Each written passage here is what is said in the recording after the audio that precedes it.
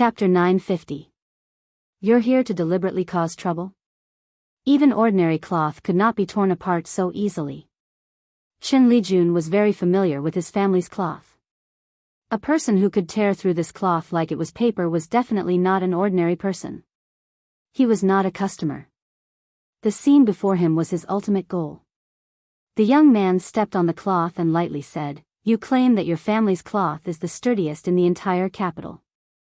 Who would have thought that it would be torn with just a light tear? I'm afraid the cloth sold in this shop is only of inferior quality, right?" The curtain in the inner room was lifted open and Chen Chong walked out. His gaze swept across the interior of the shop and looked at the young man. Calmly, he asked, "Who sent you?" Before this shop had opened, he had already predicted many things. When the Qin family was at its peak, it had many families and vassals that it was on good terms with, but it also had many enemies. After the Qin family fell into decline, the small families that had been its vassals naturally looked for other big families. Some of the families that it was on good terms with were exiled, some were still in prison, and the rest avoided the Qin family like the plague. Of course, there were also many people who were happy to see the Qin family in its current state.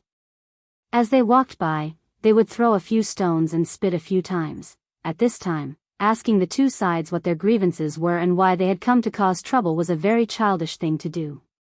Thus, he did not beat around the bush and went straight to the point. "You're the shopkeeper of this shop?" The young man looked at him, shook his head, and said, "I don't understand what you mean. Your family uses these rags to deceive the customers, but you don't want to talk about it and say something I don't understand. What do you mean?" The cloth shop was located in a busy market. With the new year approaching, there was an endless stream of customers. This was the time when business was at its peak. In a short time, there were many more customers outside the shop. "What's wrong with these cloth?" A gentle voice came from behind. Third Miss Chen opened the curtain and saw the situation inside the shop. She quickly walked out, bent down, and picked up the cloth on the ground. "Put it down.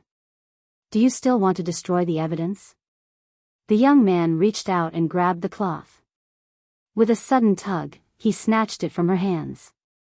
Because he had used too much strength, she lost her balance and fell to the side. "Miao Yu." Chen Chang's expression changed. He immediately rushed over and helped her up, asking with concern, "Miao Yu, are you all right?" "I'm fine." Chen Miao Yu waved her hand, and Chen Chang's sharp senses noticed a few traces of blood seeping out of her palm. Chen Miao Yu noticed the change in his expression and shook her head, saying, "It's just a scratch, it's not a big deal." "You're courting death." Chen Chong handed her to the maidservant behind him. Looking at the young man, his eyes were bloodshot. He clenched his fist and punched the young man's face. "You unscrupulous shop, how dare you make a move?" The young man raised his head, grabbed Chen Chong's fist, and shouted, "Everyone, come and take a look. Let's see what kind of business this shop has." Chen Chong only felt a huge force on his fist. His arm could not move forward, nor could he pull it back. His fist was in excruciating pain, and beads of sweat immediately appeared on his forehead. "Hey, everything was fine. What's going on?" A rough voice suddenly came from the door. A man wearing coarse clothes and a handkerchief around his neck walked in. He patted the young man's shoulder and said with a smile, "Brother, if you have something to say, we can talk it out.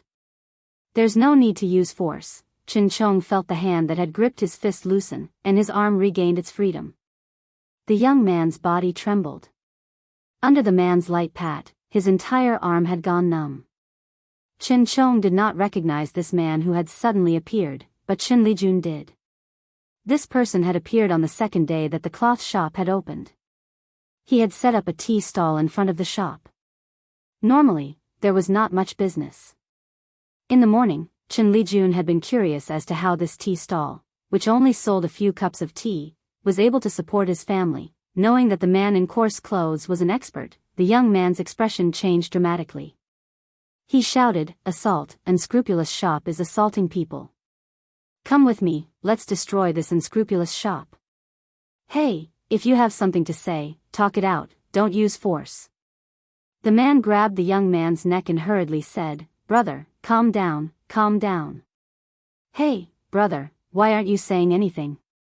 With his neck strangled, the young man's face was completely red, and his eyes were about to pop out. He wanted to pry the man's arm away, but he could not muster any strength. "Let him go." 3 people rushed in from outside the door and shouted, "It's broad daylight, what do you think you're doing?" The 3 people blocked the man from 3 directions. Under the man's arm, the young man's face had already turned from red to white, and then to green. What are you doing?"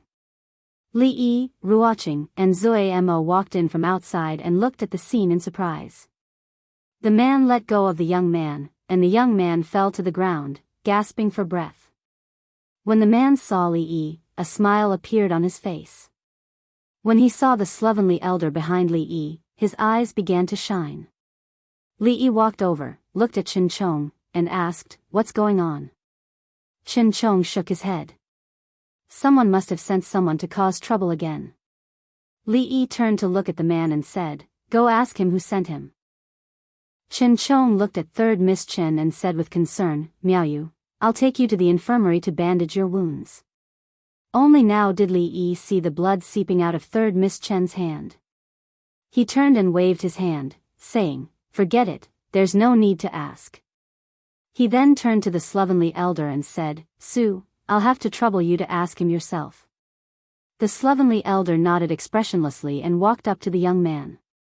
The young man was about to speak when the old man casually sealed his acupoint with a finger and said, "Don't speak. Close your eyes and feel it well." As soon as he finished speaking, the young man fell to the ground. Then, his expression became extremely ferocious, but he couldn't make any sound.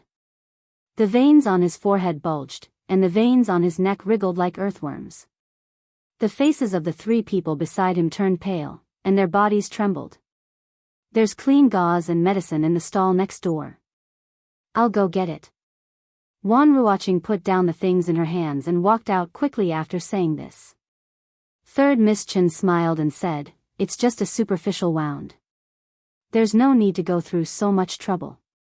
I'll use it. I'll use it." Li and Chen Chong spoke at the same time. The 2 looked at each other and then turned their heads at the same time. Ruoqing returned very quickly. Together with Mo, she took Third Miss Chen inside to treat the wound. On the ground, the acupoints on the young man's body had been unsealed, and the veins had all subsided. However, his body was still twitching unconsciously. The burly man squatted down and looked at him with some pity. He advised, "Brother, I suggest you tell us who sent you here. That was just the appetizer. If you still don't tell us." The young man's body was still twitching, as if he could no longer hear what he was saying. The burly man patted his face and asked, Brother, are you all right?" Only when his hand hurt from the patting did he shake his head and stand up. Looking at the 3 people, he asked, "If he doesn't tell us, will you guys tell us?" Plop. The 3 people knelt on the ground at the same time and said in horror, "We don't know, we really don't know. We just received money to do the job. We don't know anything else." Chen Chong shook his head and said, "Just like the previous times, they also don't know who's behind them." "You don't understand." Li shook his head and said, "The people behind them usually won't be satisfied with just hearing. They want to see the results with their own eyes. Maybe he's hiding somewhere and secretly watching." Chen Chong looked at him and asked, "How do you know?" "I guessed." Li walked over, looked at the 3 people, and asked, "You don't know who he is, but you definitely know where he is, right?" One of them had a face full of horror. "We really?" Li looked behind him. "Su, I might have to trouble you again, we know." The man looked at Li and said sincerely, "We really know." Chapter 951. Outside the clothing shop, a horse carriage was parked at a certain alley on the street. At a certain moment, a young voice rang out from within the carriage, "Why isn't there any movement inside?" "I don't know. Do you want me to go over and take a look?" The coachman turned back to look at the carriage and asked in a probing manner. "There's no need." A voice rang out from within the carriage, "Wait for another 15 minutes. If there's still no news, we'll leave. The coachman nodded. He had just turned around when he saw a few figures walking out from the shop toward the horse carriage. His countenance changed, and he was about to shake the reins to leave when he turned back and saw a man sitting on the other side of the horse carriage, smiling at him. "This brother, how are you?" Li Yi and Qin Chong stood in front of the horse carriage, looking at it, and said, "Come down." There was no movement in the horse carriage. After an unknown period of time, the curtains of the carriage were pulled open, and a young man walked out from within. The moment Qin Chong saw that young man, his countenance turned extremely grim.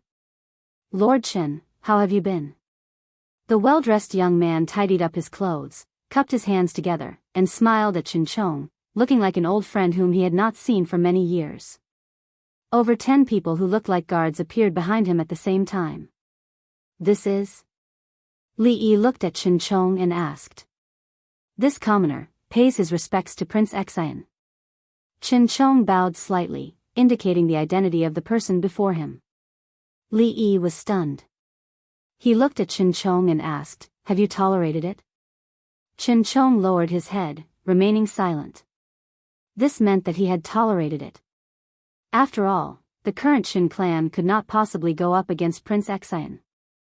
Since Prince Xian had tolerated it, there was no reason for Qin Chong not to. Third young Mistress Qin walked out of the shop hurriedly. She looked at Qin Chong and said anxiously, "Second brother, I'm fine." "Don't be rash." Looking at the white-haired lady's pale face and the bandage on her hand, which had traces of blood seeping out, Li Yi sighed, turned back, looked at that young man, and asked, "Who are you again?" The young man looked at him with a hint of doubt in his eyes. "You are?" Li Yi cupped his hands. "I am Li Yi."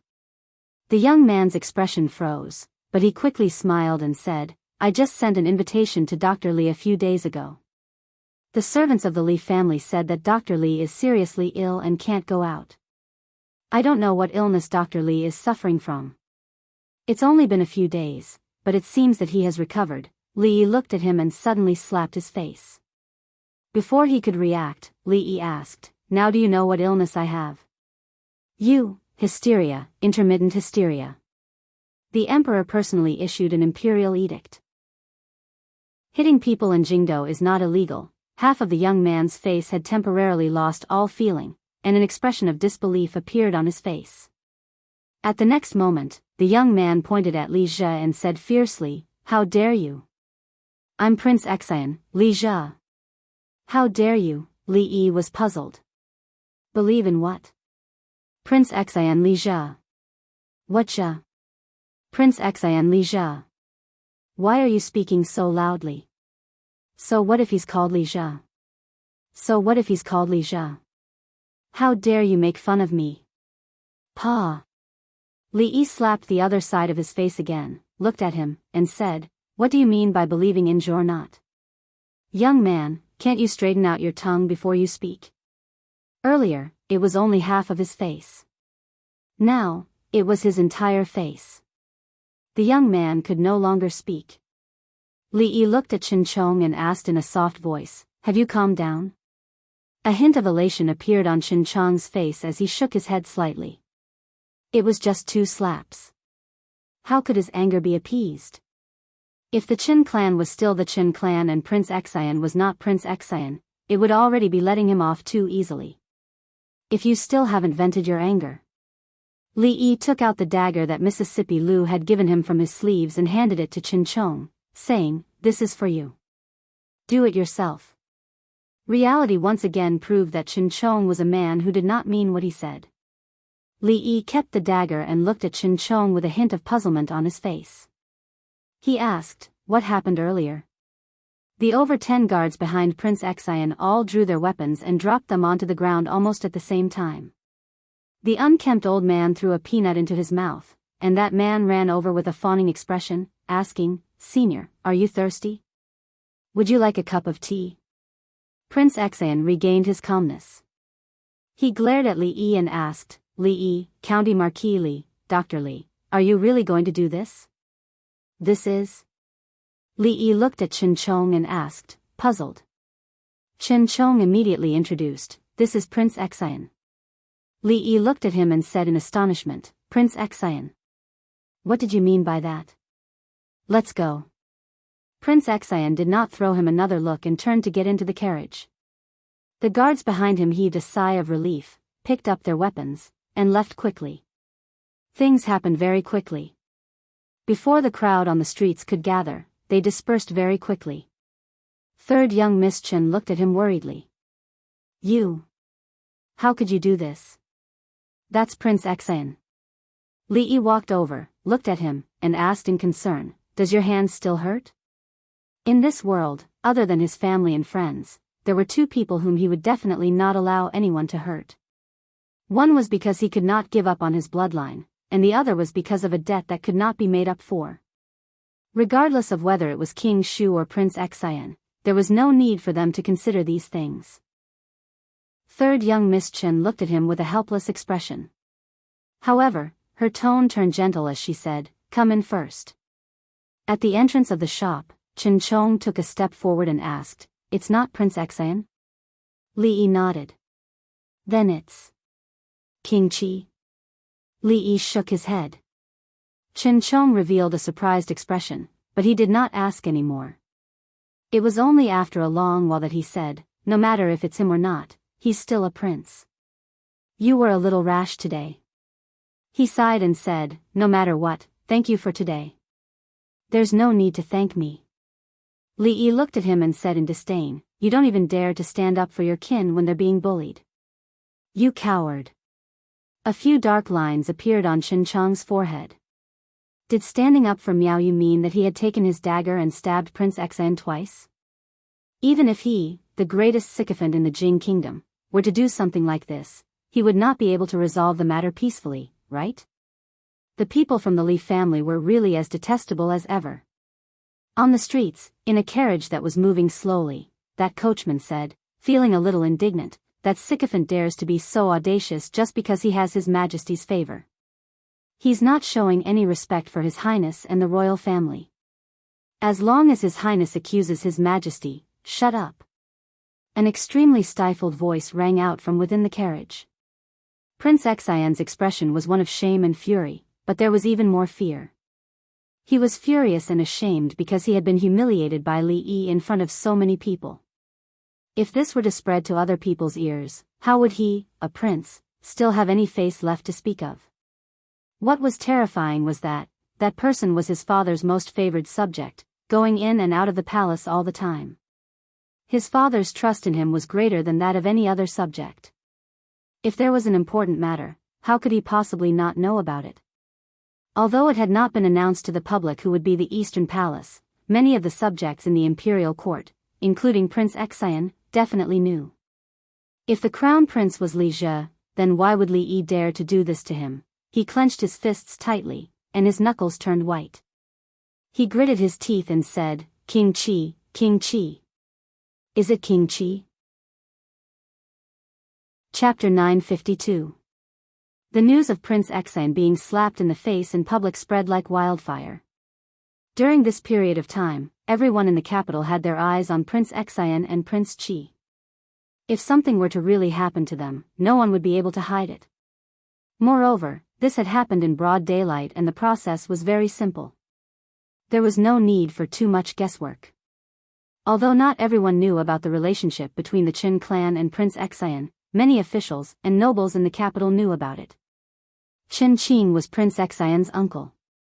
Compared to King Shu, Prince Xian should be closer to the Qin clan. However, a long time ago, the Qin clan had firmly stood on King Shu's side. There was no such thing as closeness in the imperial court. Back then, the power that Prince Xian possessed was far too different from King Shu's. The Qin clan's choice would decide the clan's rise and fall for the next several decades. Therefore, they naturally had to choose a good tree to live in. Therefore, the Qin clan ended up in the current situation. Seeing that the Qin clan had fallen to such a state, Prince Xian, who had been given up on by the Qin clan back then, was now a popular candidate to fight for the position of crown prince. It was normal for him to kick the Qin clan when they were down. It was not strange for him to be slapped in the face when he was down. With His Majesty's previous decree, it wouldn't be a problem for County Marquis Li to beat up a few people in the capital. Although this person was Prince Xian, wasn't there still the precedent of King Shu? Some people felt that it was strange. Prince Xian and the Qin clan did not have a good relationship, but the Li family and the Qin clan seemed to have a deep feud. To think that they would stand up for the Qin clan and slap Prince Xian. It was really hard to distinguish the complicated relationship. There were also people who felt that Li Yi was arrogant and condescending, relying on His Majesty's favor and trust to look down on even the princes. Such a person would be a sycophant in any dynasty. When the new emperor took over, he would definitely not have a good ending. Of course, there were even more people who felt that Prince Xian would not be able to fight for the position of crown prince this time around. Although that legendary County Marquis Li often did shocking things, he had never been a rash person.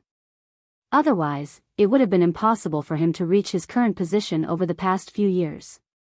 This meant that he was not afraid of Prince Xian's revenge. It was because Prince Xian was just Prince Xian. Prince Xian, who was going to start preparing to return to his conferred land after the imperial court meeting. This was a piece of news that shed a bright light on the confusing struggle for the throne. Qi Manor. The Prince of Qi was pacing back and forth in his residence. Hearing the sound of footsteps coming from outside, he hastily walked out and asked his servant, "Has it been confirmed? Is this matter true?"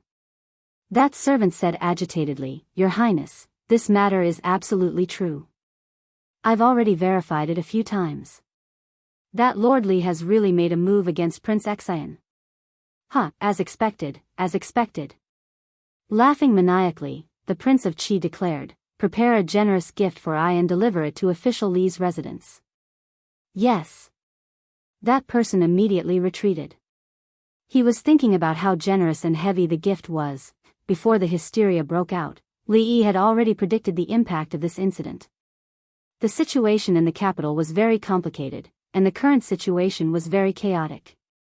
If something were to happen to Prince Xian, it would cause quite a big commotion. What followed after was all sorts of guesses. There were so many princes in the capital, and these two slaps had eliminated a wrong answer for them. Those small clans who had submitted to Prince Xian early on would be able to immediately look for another ruler. They would definitely feel especially grateful toward him. The facts proved that his guess was right. Very soon, someone came to deliver a gift. Fang, who had not been seen for 2 days, walked in and asked, "Young master, are you going to accept the gift from the Prince of Qi Manor?" Li Yi waved his hand. No. One must have a bottom line. He understood the reason why the Prince of Qi had sent a gift. The two princes who had been in the limelight during the fight for the throne in the capital were the Prince of Qi and Prince Xian. Now that Prince Xian had been eliminated as the wrong answer, the Prince of Qi was confident and naturally wanted to send a gift to express his gratitude. However, the Prince of Qi was also a wrong answer. If Fang Xingjian were to accept his gift, wouldn't it give him the misconception that he was already halfway to the throne? All right, I'll get them to bring it back. Fang took a few steps, gave it some thought, and then turned back to ask, "Are you really not going to accept it? Is the gift from the Prince of Qi very heavy?" This was a matter of principle and not a matter of whether the gift was heavy or not. Li Yi hesitated for a moment, looked at Fang, and asked, "How heavy is it?" In a certain aristocratic manner in the capital, a servant ran into the study anxiously and said anxiously, "Old master, bad news. Lord Li has accepted the Prince of Qi's heavy gift." As expected? As expected. For real? For real. Prince Xian isn't a good person. Prepare the carriage. I'm going to pay a visit to His Highness the Prince of Qi immediately. In the study, a man hurriedly changed into casual clothes and was about to leave. The servant asked out of curiosity, "Old master, since Lord Li has accepted the Prince of Qi's gift, does this mean that His Highness the Prince of Qi is the crown prince that His Majesty and the officials have decided on?" "What do you know?" The man waved his hand. "If not, why would Lord Li accept the Prince of Qi's gift? Could it be that he covets those things?" Qin Manor. Qin Xiang looked at the letter in his hand, shook his head slightly, and mumbled, "This matter is already muddy enough. Does he still want to stir it up further? Prince Xian manner, he really accepted it. Prince Xian slumped weakly onto the chair, his countenance pale. That person had slapped him in the face and accepted the Prince of Qi's gift. Was there a need to say more about the meaning behind this? He had lost. He had completely lost. Li. E. Prince Xian's gaze looked toward the empty space outside the door. He gritted his teeth and revealed a venomous expression in his eyes. Prepare the carriage. We're going to the Prince of Qi Manor. Lord Butler, just send me off here.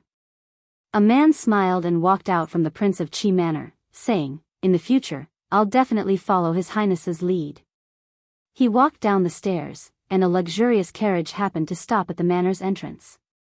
Prince Xian. When the man saw the young man who came down from the carriage, he broke into an awkward expression. After all, he had just said that he would follow Prince Xian's orders at the Prince of Xian Manor yesterday.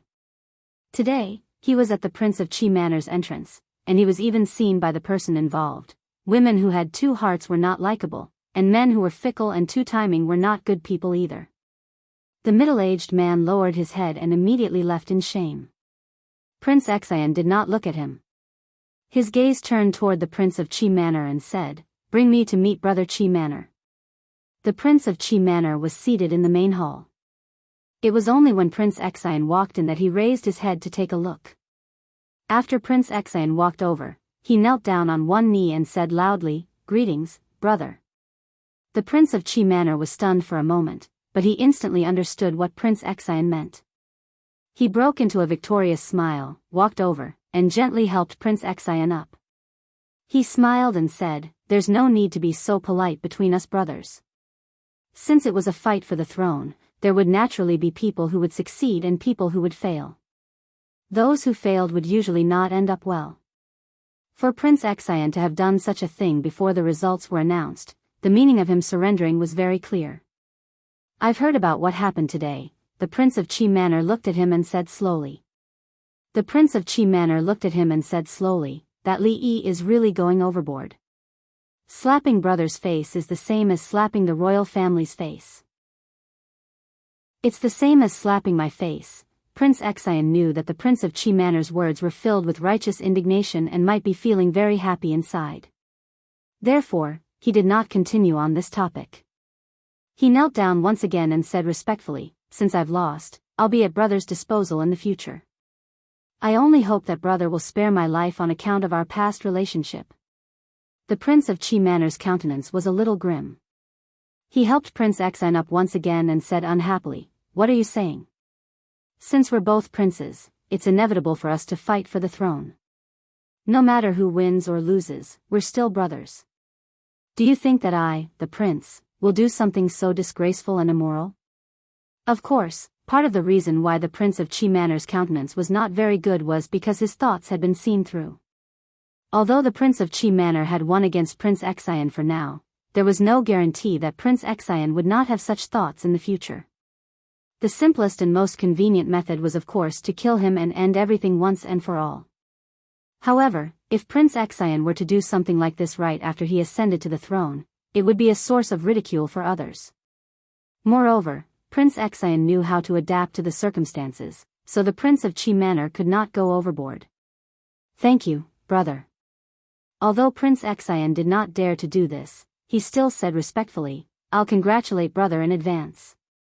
The Prince of Qi Manor smiled. The truth was already very clear, and there was no need for him to hide it anymore. Although this is a great joyous occasion for brother. Prince Xian looked at him and said, There's one person that brother must be on guard against. The Prince of Qi Manor looked at him and asked, You're talking about Li Yi? Prince Xian nodded and said, This person has already made a name for himself in the imperial court and is able to influence the situation in the imperial court. He's also arrogant and despotic. To think that he doesn't fear the royal family now. I'm just afraid that when the time comes, he'll be a threat to brother. The Prince of Qi Manor fell silent for a moment before suddenly patting Prince Xian's shoulder and saying with a smile, Don't worry. The day brother ascends to the throne will be the day that crafty subject dies. Chapter 953. Brother, there's no need to send me off. Brother, take care.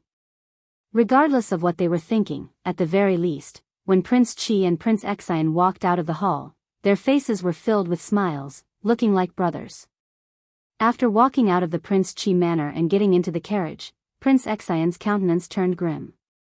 Putting aside the fact that he had become the true loser in the fight for the throne, as a prince, he had even been humiliated on the streets.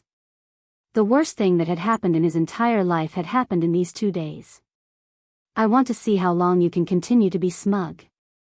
He gritted his teeth and said coldly, before that, I'll settle a small debt first. He lifted the curtain and said in a soft voice, help I investigate something. After returning to the hall, a hint of a cold smile appeared on Prince Chi's face. So what if he had authority over the entire court? So what if he could cover the sky with one hand? No matter how much his father favored him, when he ascended to the throne, it would just be a single decree for him to be dealt with. There were too many such examples in history. The ruler was the ruler, and the subjects were the subjects. If the ruler wanted the subjects to die, the subjects had no choice but to die. How could a mere county marquis have the capability to rebel? Is this a rebellion? Lu Dio rubbed his head and said in a soft voice in the county yamen. As the year approached, there were more matters to handle in the yamen. There was a huge flow of people in the capital, and it was hard to maintain law and order. There would be over 10 small cases of theft and robbery every day. Although there were no major cases, just these trivial matters were enough to give him a headache. What made him even more vexed was that when the constables in the yamen were investigating some old cases, they discovered some new clues. This caused him to feel a chill in his heart. This included the case of the son of the former assistant minister of the Ministry of Works. Although it had been a long time, that case was too important. The number of deaths was high, and the way they died was so tragic that it attracted the attention of the entire capital. Even if it was hard to close the case, it was impossible to just let it go so easily. Thankfully, there were finally some clues to this case. Holy religion. As the mystery of that thing called holy religion was gradually revealed, Lu Dio felt as if he had sensed a huge hibernating beast hiding somewhere in the capital, secretly observing everything. This feeling made one's hair stand on end. How many people did the holy religion have in the capital? Who was the person called the Empress? He had no way of knowing, but it was precisely because of this mystery that people were afraid of. The new year was approaching, and the Imperial Court Conference was approaching. They could not afford to have any trouble during this period of time. In the coming year, they would have to report this matter to the Imperial Court and treat it seriously. Li Yi had a headache. The old madam had already told him several times that only when the family ate together on New Year's Eve could it be called a reunion dinner. If there was one less person, it would not be a reunion. The one with the least was naturally drunken ink. Even Rui had mentioned to him several times that it wasn't appropriate for the Li family to live outside all the time, as outsiders would gossip about her, but the problem was that drunk Imo was still thinking of ways to win over her best friend and add another mistress to the Li family. The time was not very ripe yet. This was really a headache-inducing matter. Li Yi was trying to persuade drunk Imo otherwise. He would have to persuade the old madam and Rui when he went back. Rui was the easiest to talk to, but the old madam was not easy to deal with. She could use that kind of sincere tone to talk in his ear for a whole day. In the whole family, besides Mississippi Lu, she was the person that Li Yi was most afraid of. Persuading drunk Imo alone was easier than persuading both of them. I'm fine with anything. Drunk Imo looked up at him and said, but if I move over now, Sister Ruoqing will definitely not go with me. It's not the right time, and I'm afraid it will have the opposite effect. Li Yi thought about it and felt that one couldn't always think of simple and easy things.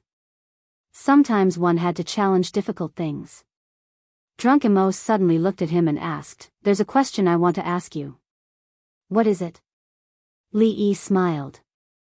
His expression was unchanged, but his heart immediately became alert. She looked at Li Yi and asked curiously, me and Sister Ruoqing, who did you like first? Li Yi looked up at the night sky, as if thinking. After a moment, he shook his head and said, "Tonight's moon." Drunk Mo looked at him and said, "There's no moon tonight, not even stars." No, there were stars.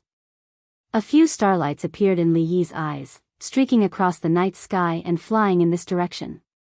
The starlight fell on the roof and ignited a raging fire. It was not starlight, but fire. Drunk Mo was startled, and her expression changed. She said, "Sister Ruoqing is still inside. Protect her." Li Yi said in a low voice, and a maid-like woman at the door flashed and appeared beside Drunk Mo. A few more spots of light flew in different directions, and at the same time, a few figures appeared in the night sky, rushing in the direction of the fire. Inside the room, Wan Ruoqing, who was reading at the table, had not realized what had happened when she was carried out of the room by Li Yi. "You." Her face was red, and it was not until she was carried into the courtyard by Li Yi and saw the fire on the roof that her face began to turn pale. "Is there anything important in the room?" Li Yi asked quickly, ready to rush in again.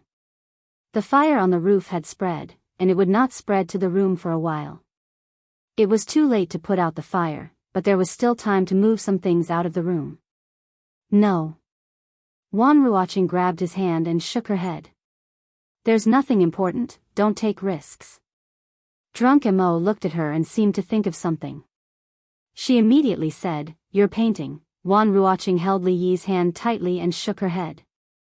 "It's not important, in fact, time came in a hurry," but she was holding his hand, and Li Yi could not rush in with her. These two rooms were not the only ones on fire in the Zheng residence. Several guest rooms and the rooms where the servants lived were also on fire. There should be kerosene on the arrows, otherwise the fire could not have spread so quickly.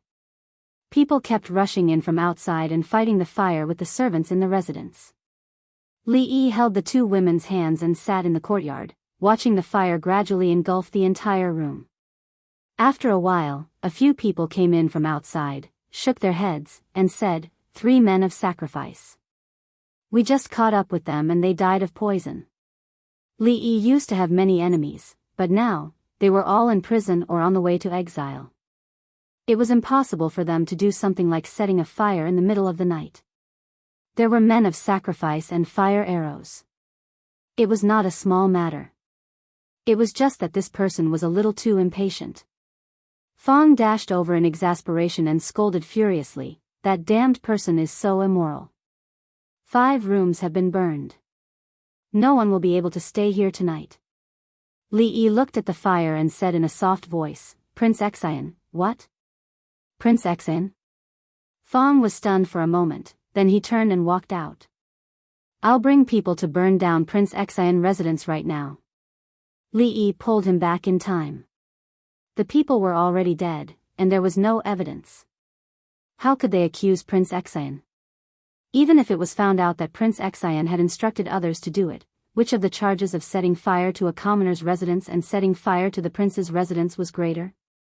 Recently, the weather had been dry, and the residences of the nobles were all closely connected. It would be bad if the innocent were to be implicated. It would not be as simple as waiting for him to leave the capital and breaking his legs. However, the Zheng residence held a special meaning to drunken Mo. Li Yi looked at her worriedly. Before he could say anything, she shook her head and said, "It's fine." "So what if the house is burned?" "It's fine as long as he's fine." Xiao Chui walked over pitifully and asked, "Young miss, where are we going to sleep tonight?" Li Yi looked at the room that was still burning. The Zheng residence was no longer suitable for people to stay in. It was already so late, and the inns and the like were all closed. Where they were going to stay at night was indeed his expression suddenly froze, and his gaze once again looked toward the few rooms that were lit up by the fire. This fire didn't seem to be that bad after all. Drunken Mo gave it some thought and said, "Let's go back to Willow Alley first. We'll be able to stay there after we get some bedding and tidy up." Willow Alley. Li Yi shook his head and said, "Fang's relatives came to the capital a few days ago. It's not convenient for them to stay in an inn, so we let them stay there." "Huh?" Fang looked puzzled. Drunken Mo looked over suspiciously. "Really?" Fang looked at her, then at Li Yi, and nodded. Yes, poor relatives from the countryside. They're not used to staying in inns. Sorry for the trouble they've caused, Miss Tseng. With that, he turned and walked outside. Li Yi looked at him and asked, "Where are you going?" Fong did not look back. He waved his hand and said, "I'm going to Willow Alley to remind those poor relatives that the weather is dry, and to be careful of open fires." Li Yi turned his head and looked at drunken Mo and Ruoqing. "Since we have nowhere to go now, why don't we?" Chapter 954. The atmosphere in the Li family was different from the manners of influential officials outside. The adults had good tempers, and even if the maids and servants accidentally did something wrong, they wouldn't punish them too much. Gradually, the servants also became more relaxed. They would still do what they needed to do, but they would be at ease and wouldn't need to be afraid. There would be great rewards during festivals, and they would even be allowed 2 days off every month. Such a situation was impossible to exist anywhere else in the capital. However, today, everyone was on full alert, not daring to slack off in the slightest. This was the second madam's first day back. If anything were to happen, the adults wouldn't beat or scold them, but they would definitely deduct all their rewards for this month. The maids were busy, occasionally glancing at a certain hall. They had thought that the madam and the second young mistress were already top-notch beauties in the world, but they hadn't expected that the second madam wouldn't pale in comparison. Even Miss Wan, who had come together with the second madam, who might be the third madam, wasn't an ordinary beauty. "Sister, please have some tea." In the hall, drunken Mo held a cup of tea and handed it over to Rui with a smile. Rui put the tea at the side, got up, and took her hand, smiling. "Sister, don't stand on ceremony. Come and sit." Although there was still a ceremony missing, it was just that. The Li family was easy to enter but hard to leave. Once she entered the Li family, she could forget about leaving. What had happened yesterday was actually very simple. Prince Xian had sent people to burn down the Xing residence, and Willow Alley had been occupied by Fang's relatives. It wasn't a good idea to bring 2 unmarried ladies to an inn in the middle of the night, and it would inevitably attract criticism. Bringing them back home to settle down was the best solution. The old mistress, who had heard the news, had rushed over in a hurry. She had been busy until the middle of the night and then rested here directly. She had also decided on the date of the wedding at the end of the next month. She had gotten someone to calculate the date in advance, and they had already missed a few auspicious dates. The next suitable date would be next month. Drunken Mo hadn't actually thought of this, but since the old mistress had spoken, she couldn't refute. Thus, she had agreed in a daze, which led to the scene in the morning. What surprised Li Yi was that Ruoqing hadn't rejected moving in with drunken Mo last night. If she hadn't agreed first, drunken Mo probably wouldn't have agreed either. Prince Xian had set the fire, he couldn't even bear to settle the score with him. Fang stood in the courtyard, looking at the 3 women who were whispering in the room. Then, he looked at Li Yi and asked in a low voice. "Young master, tell me, did you get someone to set the fire yesterday?" Li Yi frowned at him and asked, "Do I look like that kind of person?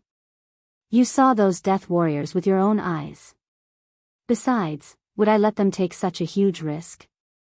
Old Fang gave it some thought and nodded. He then asked, "Then son-in-law, tell me honestly. Is Prince Xian one of us?" Fang's question was a good one. Even Li Yi himself had once had such a question in his mind. "I suddenly can't bear to." Li Yi thought about it and said, "Why don't we just break his 2 legs? You said it was 2 legs last night." 2 legs? The fire in the Xing residence wasn't a big deal, but it wasn't a small one either. It didn't cause much of a commotion last night, and it didn't cause much trouble during the day either. Of course, some people couldn't hide it even if they wanted to. Xing Shichen walked in anxiously. When he saw Li Yi, he went straight to the point and asked, "How's drunken Mo? Are you injured?" Li Yi shook his head and said, "Only the house was burned. No one was injured. That was the Xing residence after all." Xing Shichen's face revealed a hint of sadness. He shook his head and said, "It's fine if the house is burned. It's good that everyone is fine." What about the arsonist? Have you caught him? He only found out about this in the morning. He came here in a hurry and didn't go to the county office to ask about the situation. Li Yi shook his head. They're all kamikaze warriors. Kamikaze warriors? Tsing Shichen frowned. Prince Xan? Even for the influential officials in the capital, kamikaze warriors weren't easy to nurture. It required a huge amount of resources. Perhaps only those princes would be able to use kamikaze warriors to set a fire. If there were only clues about those kamikaze warriors, it would be difficult to investigate this case. Even if Prince Xan couldn't become the crown prince, he was still a prince. Even if he was found, there wouldn't be any severe punishment. Knowing that Li Yi had his own thoughts on this matter, Tsing Shichen didn't say much. After meeting drunken Mo, he left in a hurry. Not long after, Li Xian and the eldest princess came to visit at the same time. Li Yi said, surprised, the imperial court assembly is only a few days away. You guys shouldn't be so free, right?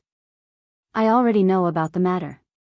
Mingzu looked at him and said, even if we manage to find Prince Xan in the end, there probably won't be any results. The imperial court assembly is about to arrive, and many officials have gathered in the capital. You mustn't act recklessly. We'll settle the matter regarding Prince Xan after the imperial court assembly. Don't worry, I know what I'm doing, Li Yi said, shaking his head. At most, I'll just burn down his Prince Xan manor. Seeing that both Mingzu and Li Xian were looking at him, Li Yi waved his hand and said, I'm just joking. It's easy to implicate the innocent by setting a fire.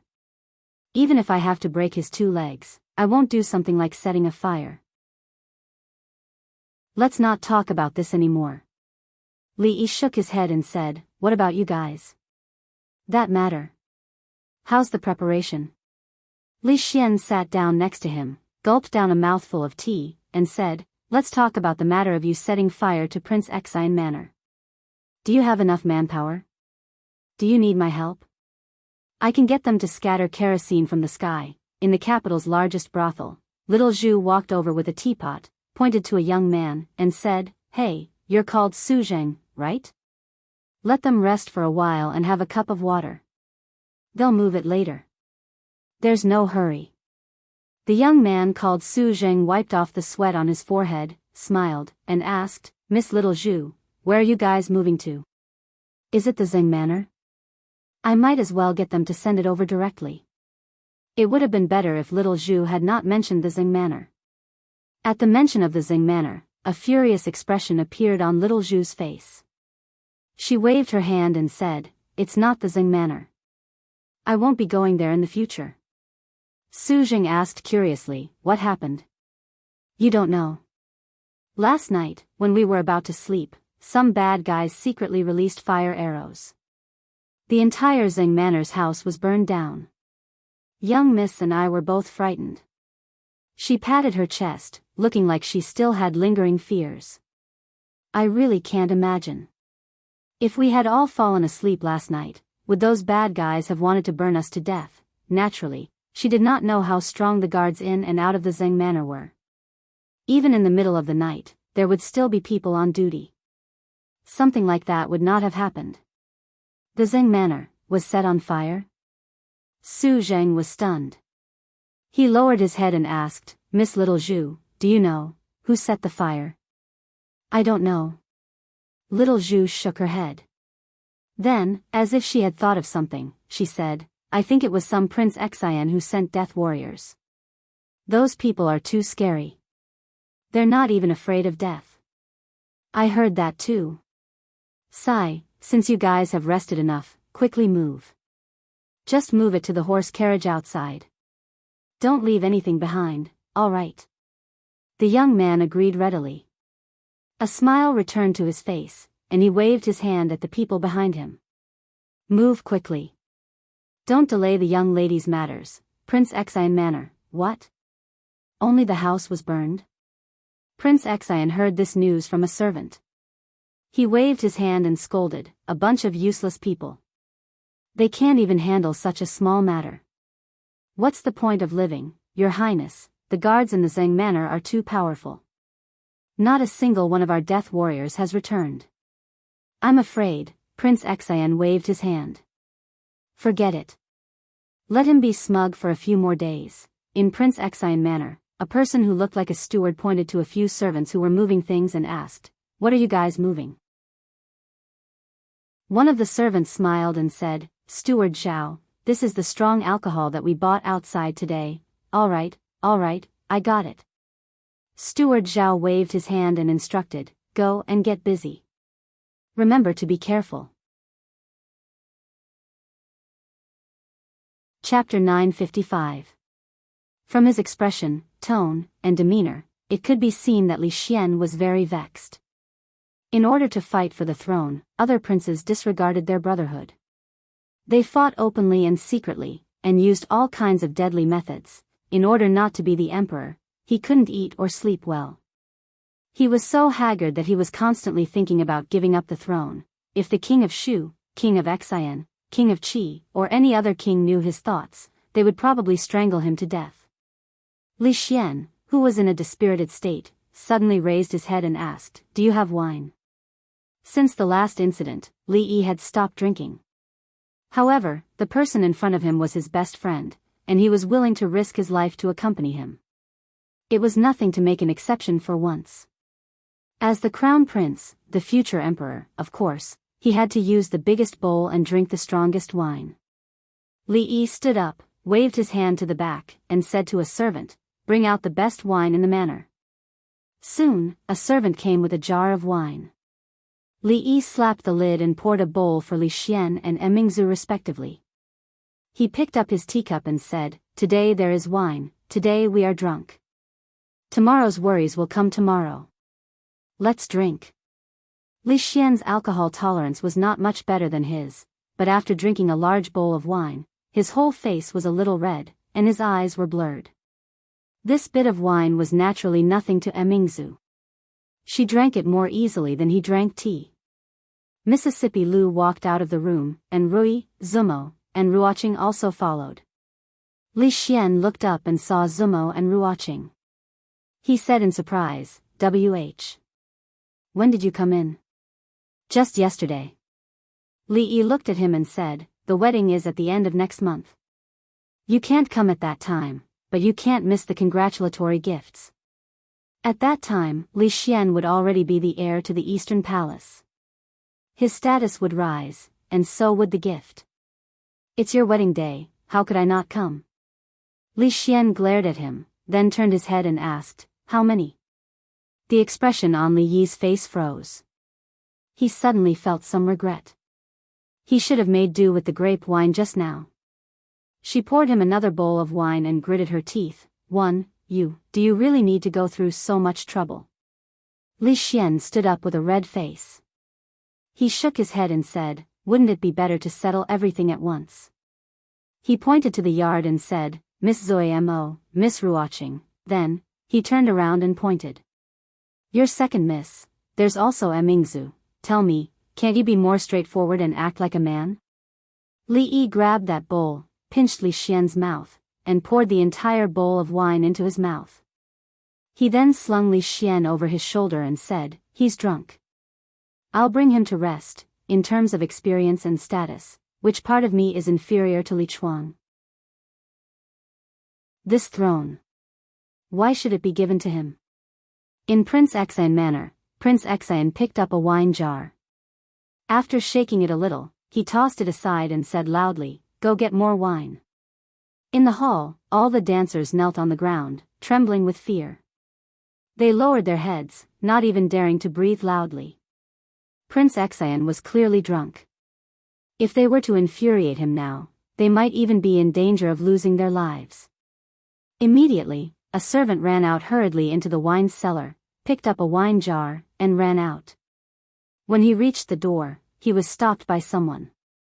He said anxiously, "Quickly make way. This is what His Highness wants. We can't delay it." That servant said in a deep voice, "These are all top-notch strong wines. His Highness has already drunk so much. If he drinks any more, something will happen. If something were to happen to His Highness, none of us will be able to escape." That person's countenance turned pale, and he asked in a trembling voice, Then what should we do? That servant took the wine jar from him and pointed to another corner. Take it there. The wine there isn't very strong, so it won't be easy for something to happen. Many thanks. That person responded, immediately picked up a jar, and ran out. The servant in green placed the wine jar back in its original spot, looked outside, and mumbled, It's going to be dark soon. Li Yi had thought that Zuo and Ruoqing moving into the house was a joyous occasion. However, by the looks of it now, it did not seem to be entirely the case. He did not know what Rui and Zuo had talked about for the entire day, but they still wanted to sleep together at night.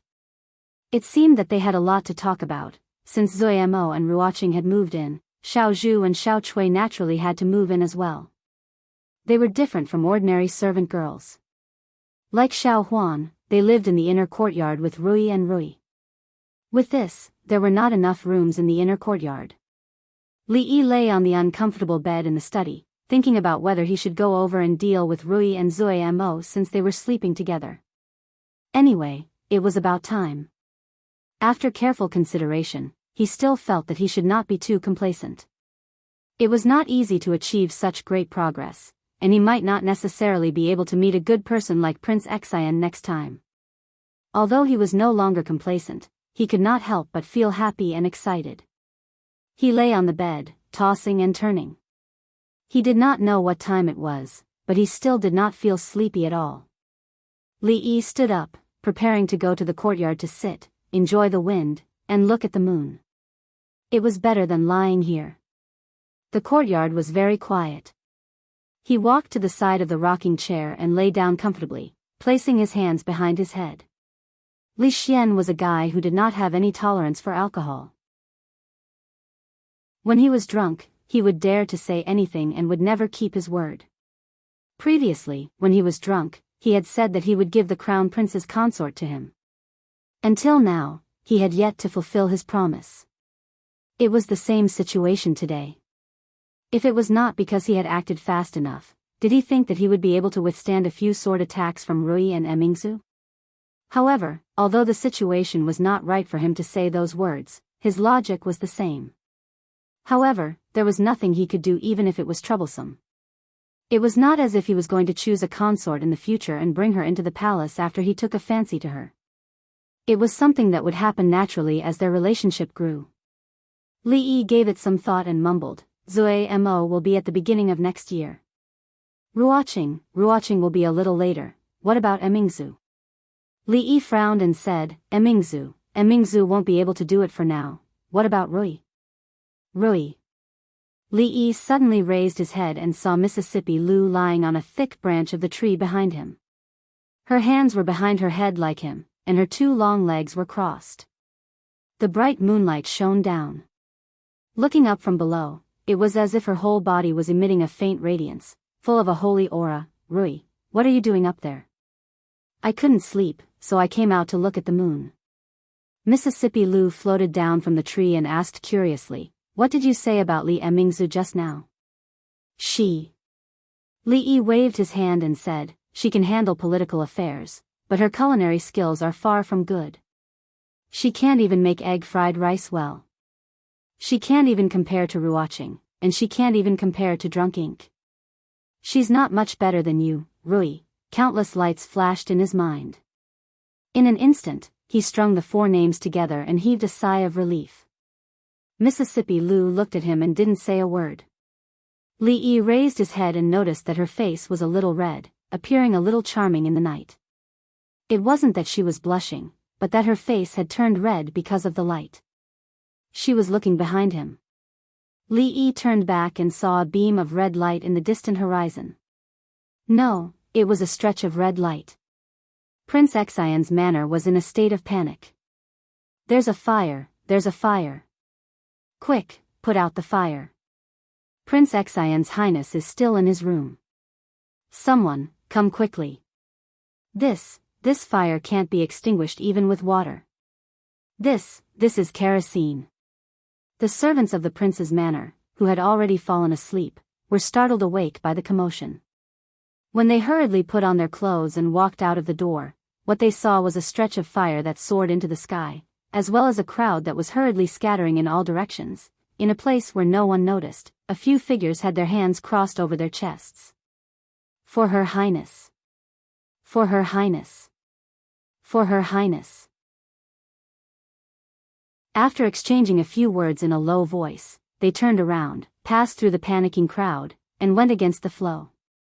Their figures soon disappeared. Chapter 956. Winter in Japan was a time when fires were more likely to break out. The weather was cold, and poor people relied on shivering to resist the cold, while wealthy people used charcoal to keep themselves warm. If they were not careful, it would lead to a great disaster.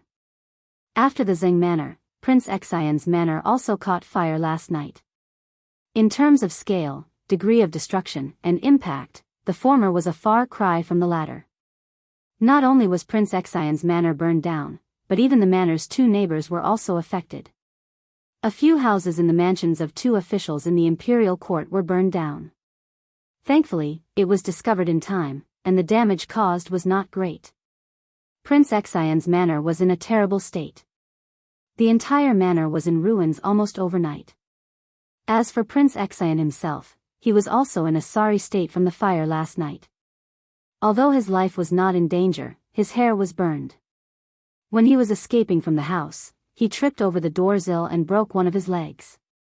He was still lying in the Imperial Physician's Bureau. It was said that the fire in Prince Xian's manor was so great that half the sky in the capital was dyed red. It was also said that when Prince Xian escaped from the house yesterday, he was not even wearing any clothes. It was also said that there was another man who also escaped from the house with Prince Xian, who was also not wearing any clothes. Fong walked over with an aggrieved expression and grumbled, "Young master, why didn't you tell me about such a major matter?" Li Yi was holding a copy of Capital Entertainment. The headline on the front page was about Prince Xian's manor being burned down and Prince Xian seemingly coming out of the closet. He raised his eyes to look at Fong and asked, "What's the matter?" "Burning down Prince Xian's manor." Fong sat down opposite him and said, "Young master, you lied to me, saying that you would only take action after he left the capital. I didn't expect that you couldn't even wait a day. Were you really the one who burned down Prince Xian's manor?" Sing Shichen hurried in from outside and looked at Li Yi. You're too rash. No matter what, Prince Xian is still a prince. It's one thing if you wait for him to leave the capital and take action secretly. But you'll make things impossible to resolve. It wasn't me. Li Yi shook his head. He wondered which hero had done a great deed. Although it felt great, it was really baffling that he was the scapegoat. He gave it some thought and said, perhaps the people from Prince Xian's manor were careless in keeping themselves warm? Could it be that the people from Prince Xian manor use kerosene for warmth? Sing Shichen's countenance turned a little grim. The surroundings of Prince Xian's room have been doused with a large amount of kerosene. This is clearly an act of arson. If it wasn't because we discovered it in time, Prince Xian would probably have died in the sea of fire last night. If you think about it, you'll know that I'm not the one who did this. Li Yi shook his head and said, Prince Xian set fire to the Zheng manor. The imperial court can't deal with him, so I'll deal with him myself. However, setting fire to the Prince Xian manor after only one day. This is too obvious. It's like what you've said. I was planning on breaking both of his legs after he left the capital. Now that one of his legs has been broken, I can only break the other two. Are you really going to do it?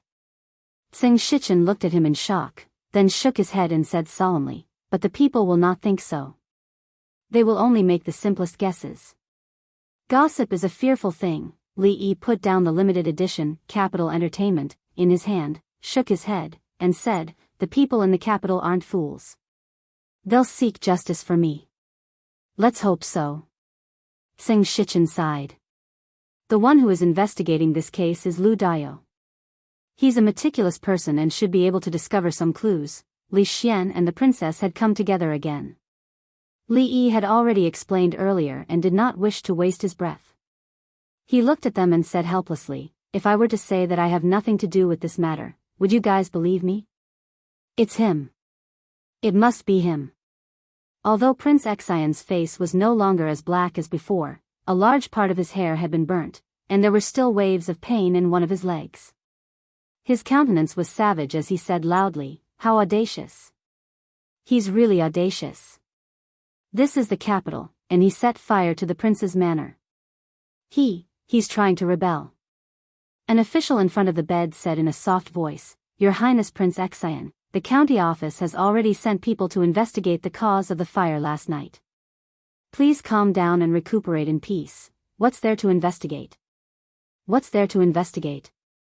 Prince Xian's countenance was infuriated, and he wanted to get up from the bed. However, he accidentally affected his injuries and lay back down. He said loudly, "What's there to investigate? He's taking revenge. He's taking revenge on I for burning down the Xing Manor. Therefore, he came to burn down I's manor." So, the arson at the Xing Manor last night was instigated by His Highness Prince Xian. Lu Dio stood below, holding a small book in his hand. He wrote a few lines of words and said, "I'll report what His Highness Prince Xian has said without missing a single word." "What Xing Manor? If I want to burn it, I'll burn it down." Prince Xian waved his hand and said in disdain, "But he's burning down the prince's manor. This is treason and he deserves to have his entire clan executed." After the prince's manor was burned down last night, 4 servants disappeared from Prince Xian's manor. Lu Dio looked at him and said, "According to the butler of the prince's manor, these 4 people bought a batch of strong alcohol from outside yesterday. Judging from the situation at the scene, they didn't buy strong alcohol but kerosene. It's the kerosene that burned down the entire Prince Xian manor last night." Prince Xian's countenance changed and he immediately said, "What servants of the prince's manor? He must have gotten someone to impersonate them. He wants to get I killed." According to the butler and the other servants of the prince's manor, the 4 of them were brought here by your highness from your feudal land. Before this, they had already been with your highness for 2 years and have never been to the capital. Therefore, it's impossible for them to be impersonators. Prince Xian was stunned for a moment and then said furiously, "Nonsense. How could the servants of my prince's manor possibly commit arson? We'll have to ask His Highness Prince Xian about this." Lu Dio looked at him and asked, "Your Highness Prince Xian, why don't you think about it carefully? Before you came to the capital, did you offend anyone? For example, some concubine." "What concubine?" Prince Xian slapped the side of the bed fiercely and said furiously, "The only person I offended is him. It must be him." Lu Dio looked at him and said in a soft voice, "Your Highness, please rest well. I'll take my leave." When he walked to the door, he bowed toward a figure who had just entered. "Greetings, Your Highness Prince Qi. Brother Qi King." When Prince Xian saw Prince Qi walk in, his eyes lit up and he said, "Brother Qi King, you've seen how arrogant and despotic he is. If this person isn't eliminated, the imperial court won't be able to have peace." Prince Qi looked around, and the people in the room who had no business in it immediately left. He walked up to Prince Xian and said in a soft voice, "You just sent people to burn down his house the day before yesterday, and he sent people to burn down your prince's manor yesterday. Do you take him to be a fool, or do you take everyone in the world to be fools?" "Brother Qi King." Prince Xian looked at him in disbelief. Even you, do you know what the people outside are saying?" Prince Qi bent down and said, "I heard that the ones who set fire to the prince's manor last night were a few servants from your manor. This trick of yours is too stupid." Prince Xian was speechless. After walking out of the Imperial Physician Bureau, Lu Dio loosened his fists. His palms were covered in sweat. Prince Xian was not scary, and neither was Prince Qi. What was scary was that holy religion, that lady. Before Prince Xian had even arrived in the capital, there were already spies from the holy religion in his manor.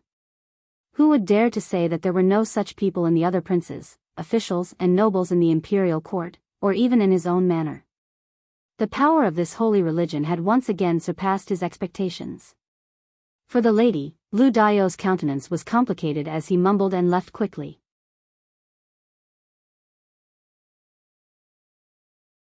Chapter 957.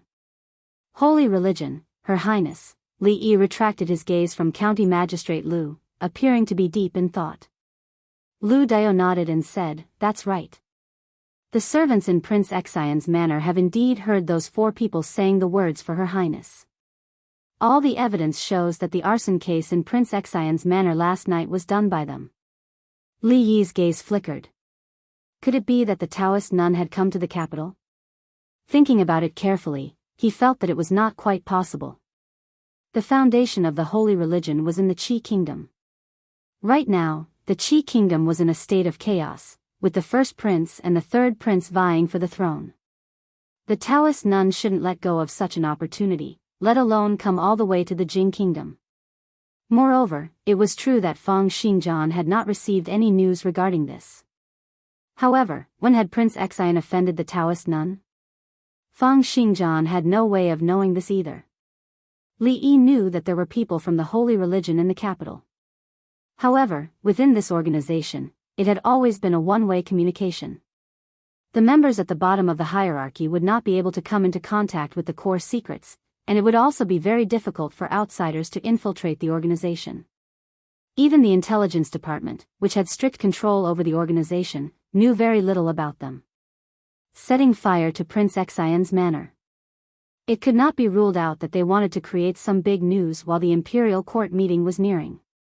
Prince Xian was just lucky to have been chosen by them. No matter what, at a time like this, the authorities would still have to take strict precautions. Li Yi looked at Fang Xingjian, gave it some thought, and said, "Although these people are very well hidden, there will always be some clues. You should pay attention to the cases of people going missing in the suburbs of the capital or the abnormal movements of some villages. You should be able to discover something." From Li Yi, Lu Dio obtained a lot of information about the holy religion. When he walked out of the Li mansion, he felt as if he had forgotten something, but he couldn't tell what exactly he had overlooked. Although the death of the son of the former assistant minister of the Ministry of Works and the burning of Prince Xian's manor were very far apart, they should have been done by the same group of people. What was their motive? What was the connection between these 2 cases? Lu Dio rubbed his slightly swollen head. Prince Xian's manor had only been burned down, and no one had died. He had to put this matter aside for now. Quite a lot had happened in the capital this year, and he had to immediately start preparing to report his work at the imperial court meeting. Li Yi didn't think much about the holy religion. Their influence in the Jing kingdom was limited, and the capital was under heavy pressure. After setting fire to Prince Xian's manor, they had already given themselves away a little. If they were to make another move, they would definitely not be able to hide from the imperial court's pursuit. What he should be concerned about was the matter at hand. Although drunken Mo hadn't married into the family yet, she was already the second, third mistress of the house. For the past 2 days, Rui had been guiding her to familiarize herself with the matters of the house. Today, she was brought over by the old mistress to meet someone. With Rui accompanying her, Mississippi Lu had gone to the alliance, leaving only him and Ruoqing at home. When he sat in the courtyard, Ruoqing brought a cup of hot tea over. Li Yi thought of something and said, "If you want to go out or go to the brothel these few days, I'll accompany you. Don't go out alone." Those people from the holy religion were all lunatics.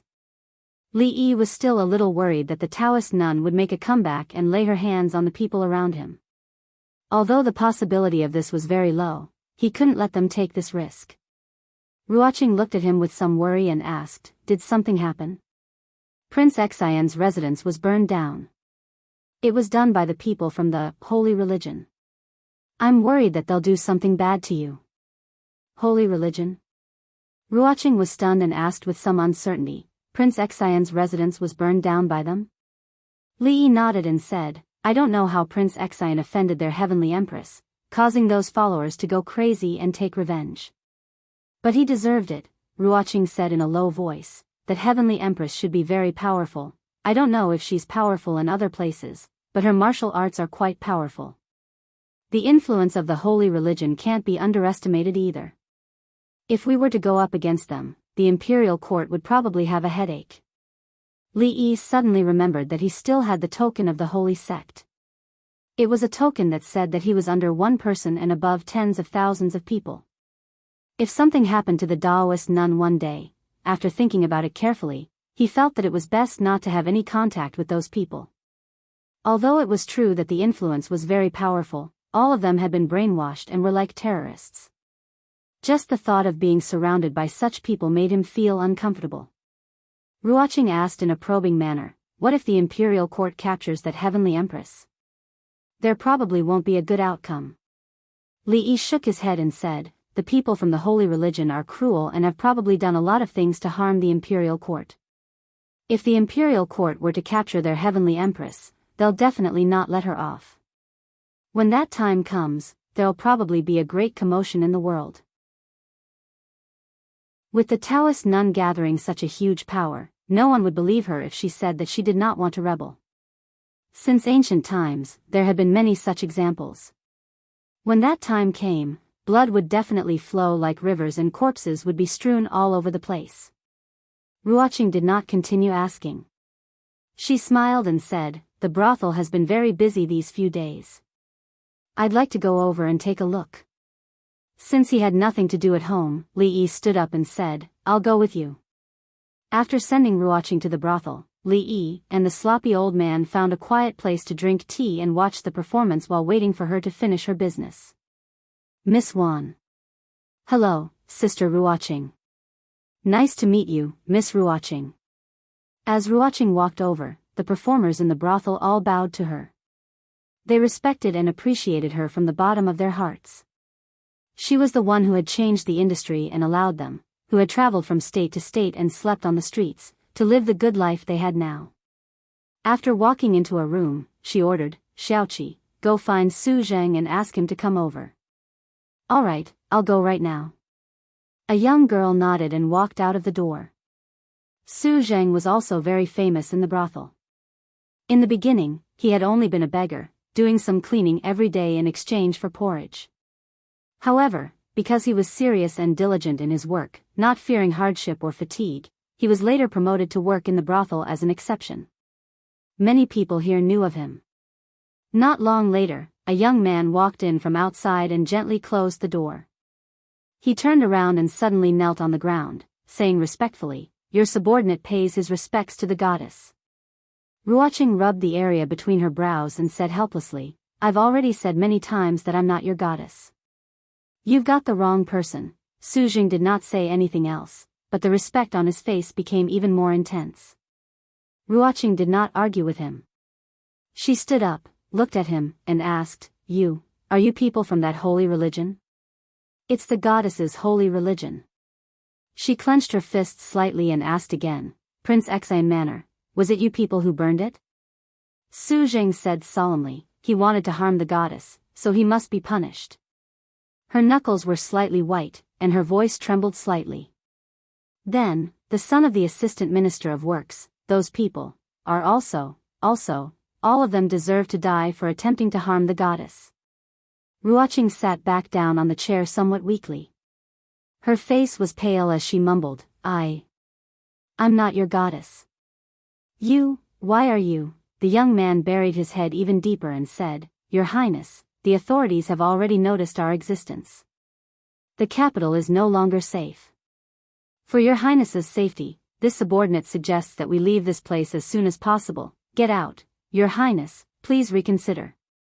Get out."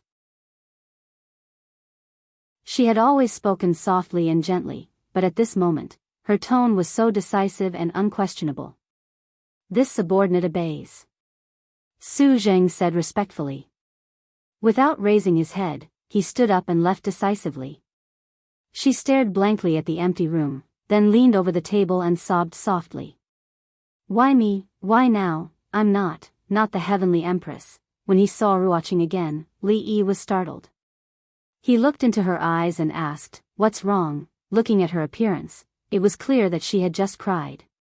Ever since he had known Ruoqing, he had never seen her cry over anything. "It's nothing. I just read a script.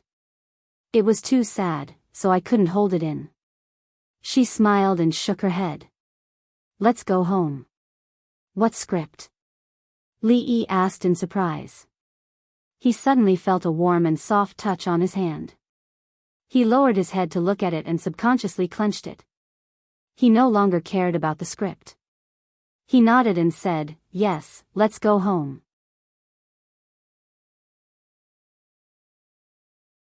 Chapter 958. The case of the burning of Prince Xian's manor had exposed certain matters, causing the two yamens in the capital and the city patrol office, which were in charge of security in the capital, to be extremely careful. Fortunately, in the next few days, everything was as calm as before, and no similar malicious incidents occurred. The New Year's Eve dinner of the Li family this year was undoubtedly much livelier than last year's. There was less Lin Wanru, but more Zoe Mo and Ruoqing. Lin Wanru would often send letters, mostly about business matters. The Lin family's business was doing very well in the Qi kingdom. Not only did it involve the jewelry industry, but it was also flourishing everywhere. Of course, the Lin family's business was the Li family's business. The two families were mutually beneficial, and it was a symbiotic relationship. When the two girls had just moved in, they were still a little unfamiliar with this place, but a few days were enough for them to familiarize themselves with everything. Even Xiao Chui and Xiao Zhu had gotten along well with the servant girls of the Li family. Xiao Huan also had two more playmates. Usually, the servant girls of the Li family treated her as half a mistress, and they didn't dare to speak or do things too presumptuously. Gradually, she didn't play with them anymore. Friendship between women always came especially easily. Xiao Chui had a strange personality, and it was very easy for people to accept her. In just half a day, the wariness and resistance between the three of them disappeared without a trace. The first day of Jing He's 5th year was the long-awaited court conference. Li Yi woke up very early. This was one of the rare times that he didn't resist going to court because many major events were going to happen today. Some of them would be earth-shaking to the officials, to the people, and to the Jing kingdom. The sky was still dark. Other than some servants who needed to wake up early, most of the people in the manor hadn't woken up yet. Rui helped him iron his court clothes. Ruoqing came in with a bowl of porridge and said softly, "Have a bowl of porridge before you go. The court conference will go on for several hours. By the time you get back, it will probably be afternoon. You'll be hungry." Rui walked over and said helplessly, "Miss Ruoqing is a guest." "I'm sorry to trouble you to cook personally." Ruoqing smiled and didn't care at all. She said, "It doesn't matter. I'm used to getting up early. I used to make breakfast for Zoe Mo and the others first. There's more in the kitchen. When they wake up later, I'll ask someone to bring it over." Li Yi gulped down the bowl of porridge, leaving not a single grain of rice. Ruoqing habitually took out a handkerchief, wanting to help him wipe the rice off the corner of his mouth. She had just raised her wrist when she slowly retracted it. She picked up the bowl, smiled, turned around, and walked out. Rui walked over and helped him wipe the corners of his mouth.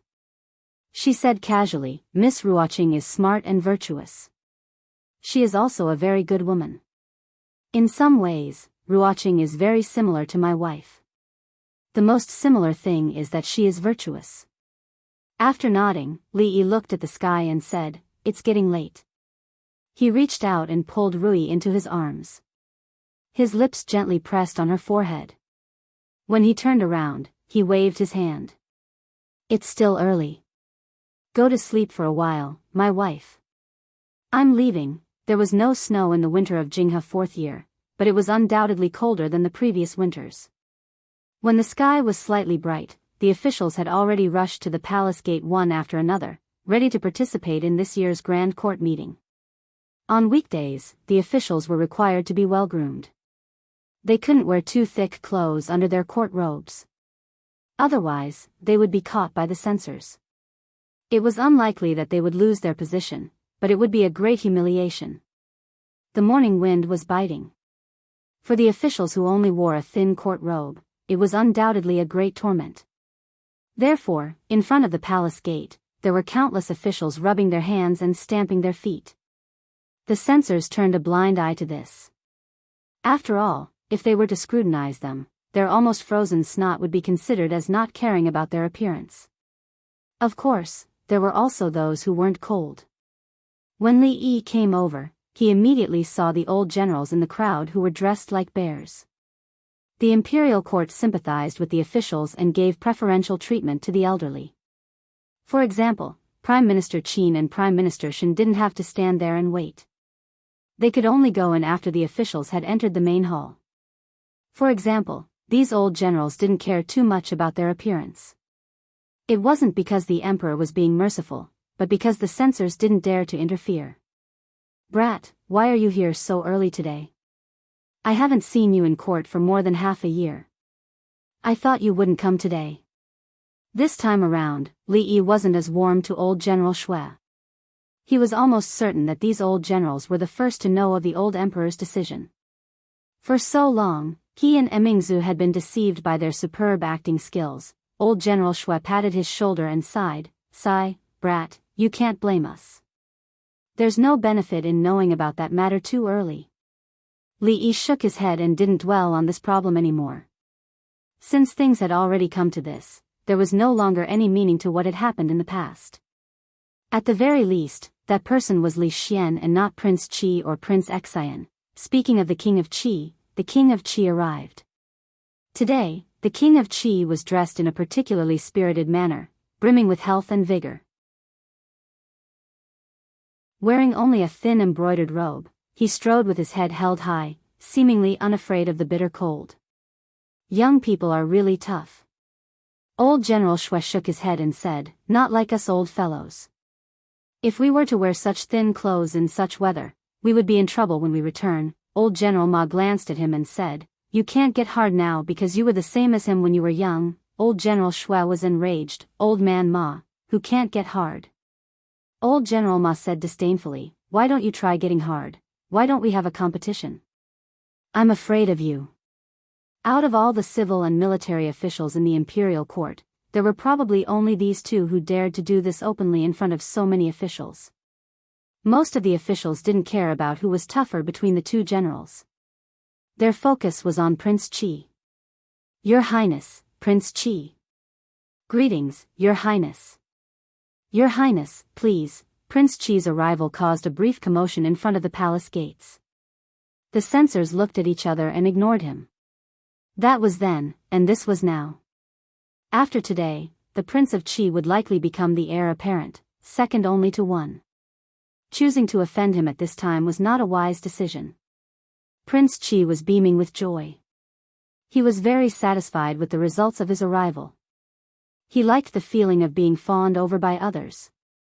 Now that the situation was settled, he could finally relax.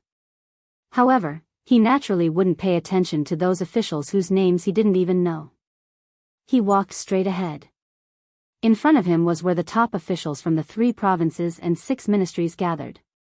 "Minister Yan, Your Highness, Prince Qi." The Prince of Qi cupped his hands towards the Minister of War, Yan Bing. Yan Bing cupped his hands in return, before turning to the Minister of Revenue at his side. With a smile, he asked, "Where is the tea house that Lord Qin mentioned last time?" Qin Huan smiled and said, "It's in Willow Alley."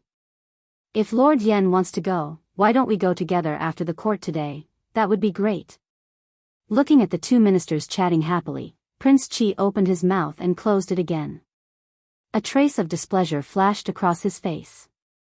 Soon, a smile appeared on his face again and he turned to look at the other people. Before he could say anything, voices came from the crowd. "Ah, Lord Zhang, why do you smell so good? Did you secretly use your wife's perfume? You can smell it too. Lord Wei looks especially spirited today. Is that so? Is that thing really effective? What is it?" Lord Qi might not know, but Rui Workshop released a new product a few days ago, Rui Du. It's specially designed for men. It can refresh the mind, adjust emotions, relieve stress, reflect one's taste in life, and enhance one's charm. Is that so? There's such a good thing.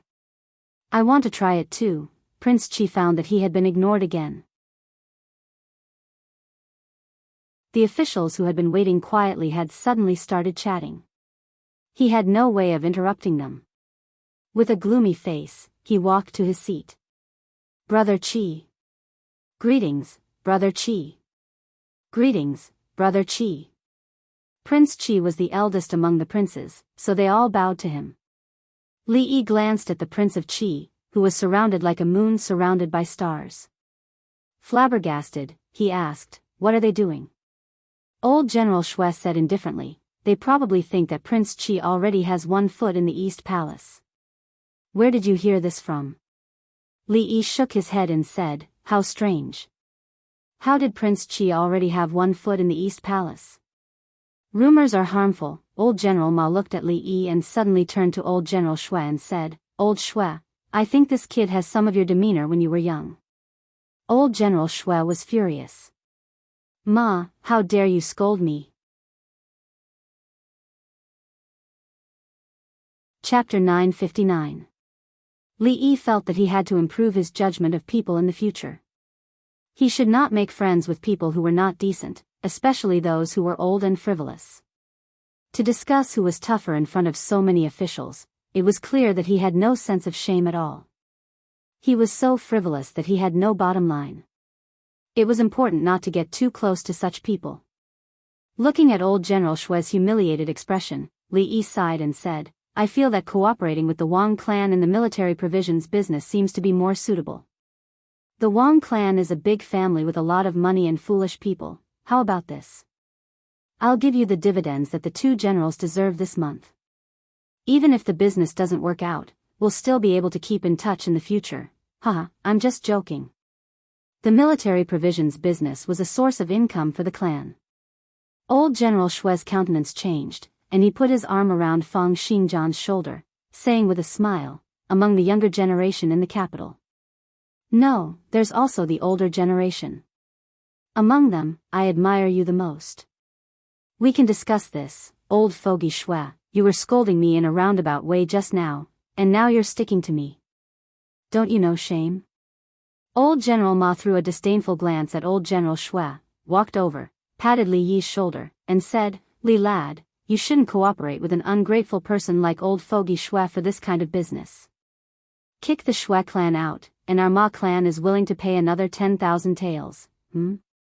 Old fogey Ma, your clan is connected to this business because of me. Now, you want to get rid of me after I've outlived my usefulness? I'm going to kill you, you shameless old fogey.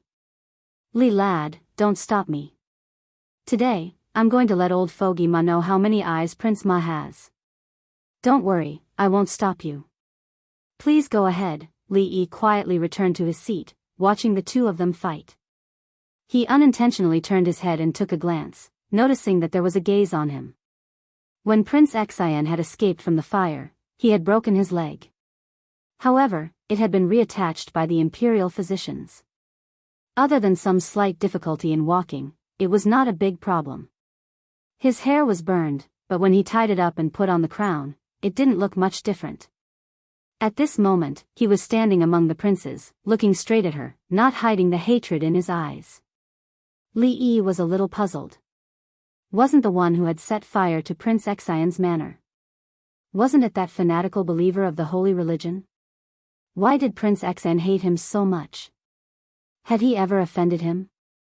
I don't think so. He was clearly not the one who burned his house, yet he was still glaring at him like this. Li Yi glared back with a sharp gaze, and Prince Xian shivered.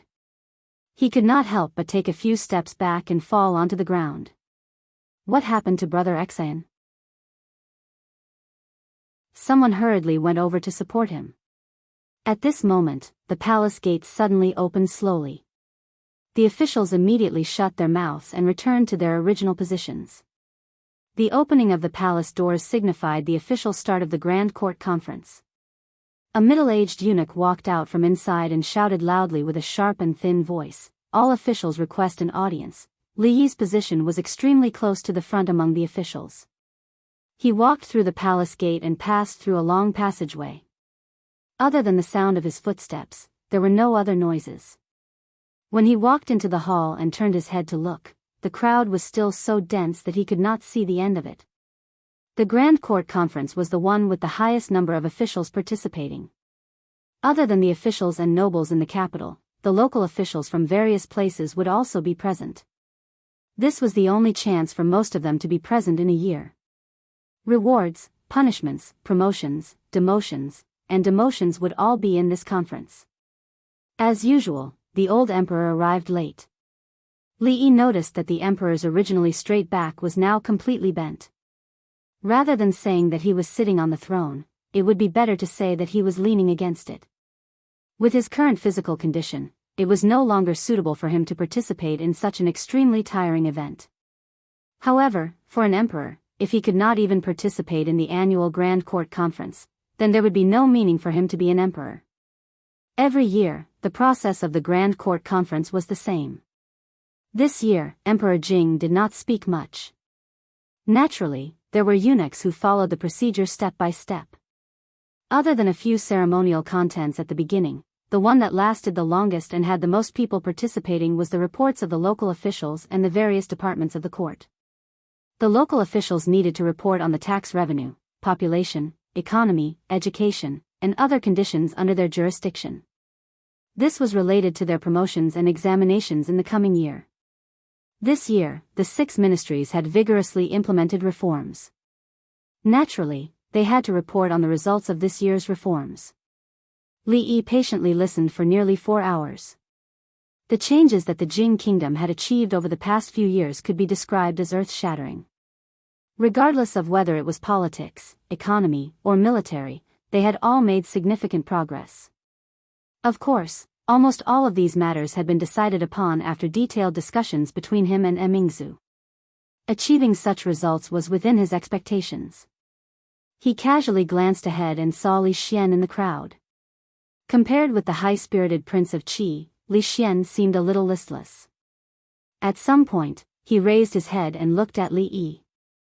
His eyes were slightly empty. Li Yi looked away and no longer looked at him. For Li Xian, this was indeed a cruel thing. However, his identity and status had doomed him to bear this burden. In the world of adults, there was no such thing as easy.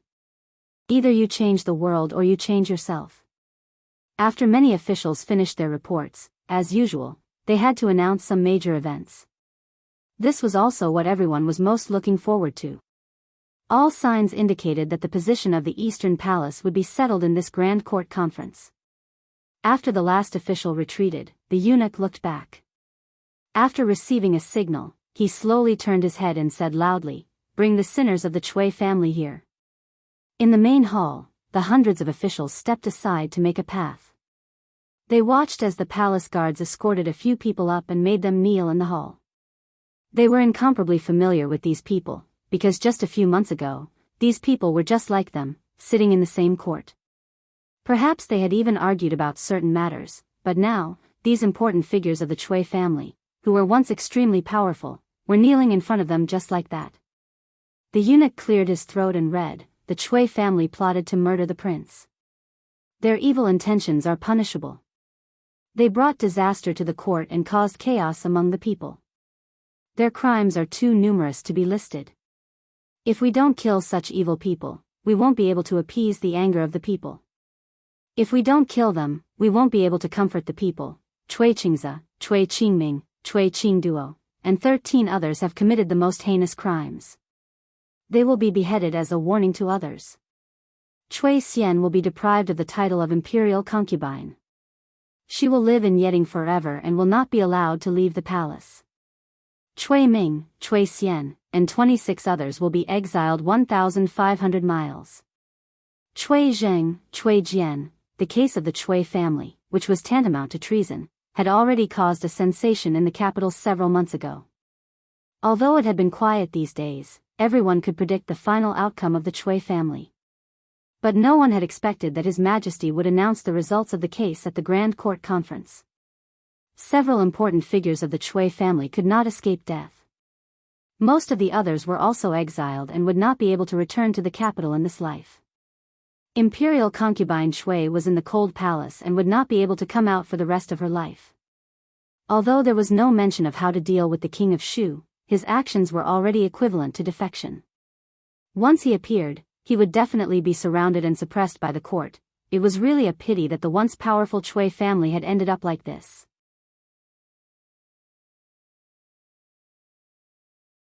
Chapter 960. However, the Cui family had only themselves to blame for such a result, so no one was surprised. Because the crimes they committed were too serious. They plotted to kill a prince, the legitimate son of the emperor. In order to let the king of Shu ascend the throne, they killed the two princes of the empress. They didn't stop until the birth of the eldest princess. The empress couldn't bear another child and no one could shake the position of the eldest son of the king of Shu. The Cui family and imperial concubine Cui used such cruel means to ensure that the king of Shu would ascend the throne. They probably didn't expect that the throne would eventually fall into the hands of Prince Qi, who they had never taken seriously. After the eunuch announced the result, the Cui family was taken away. Then, a few dry coughs suddenly came from the hall. The Cui family has committed heinous crimes, and it's not a pity that they finally got such a bad result. Prime Minister Qin walked out of the crowd, glanced down, and said, "You all know that the Cui family is insane. In order to establish the position of the eldest son of the king of Shu, they secretly killed the two princes of the empress. However, I'm afraid you don't know that the third child of the empress was also a prince, right?" As soon as the words came out, the officials were in an uproar. What? Prime Minister Qin, are you serious? How is that possible? The third child of the empress is obviously the eldest princess. Yes, I still remember that the empress and Princess Ning gave birth at the same time. Princess Ning gave birth to Crown Prince Li Xian. The empress, the uproar lasted for a long time. Even the censors did not stop them, because they were deeply shocked and incredulous after hearing Prime Minister Qin's words. Gradually, the uproar subsided. Finally, someone found some clues.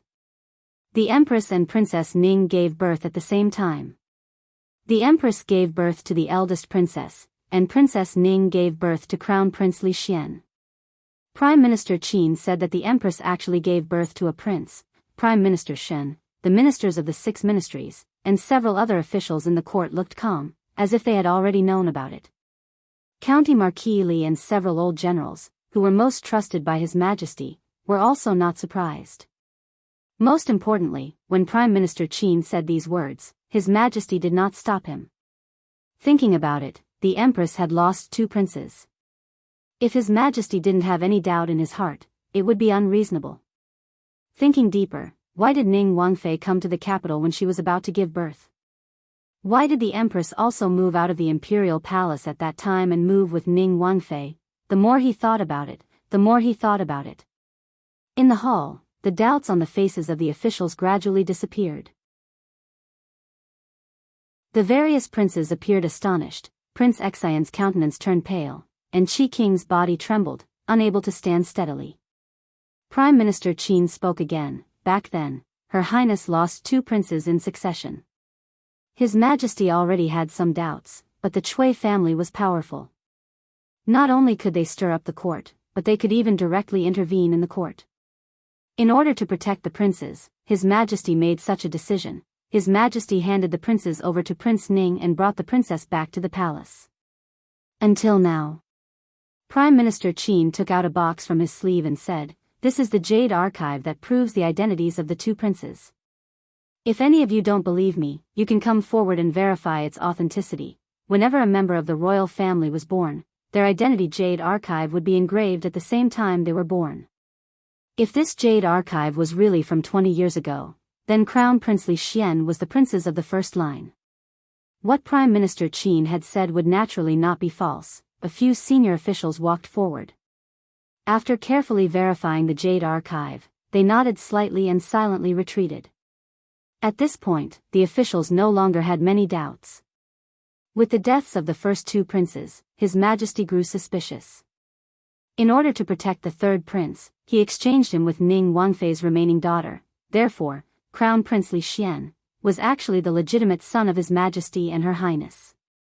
Princess Royal, it should be called Princess now. At this moment, the eunuch cleared his throat and continued, "For the past 3 years, I have been ill for a long time. Thus, all the government affairs have been decided by Mingzu. As a woman, Mingzu has been in charge of the important affairs of the court. She has been working hard day and night and has never been tired. Therefore, I hereby grant her the title of Princess Yongle. It was not uncommon for a princess to be granted the title of princess. In the past few decades, there had been a few princesses who had been granted the title of princess due to their favoritism. Putting aside the degree of Princess Mingzhu's favoritism, she had contributed greatly to the court, the people, and the Jing kingdom. A mere title of princess was nothing at all. After reading an imperial edict, the eunuch picked up another one. With a solemn face, he said loudly, "Since ancient times, the emperors have inherited the heavens and ruled the world.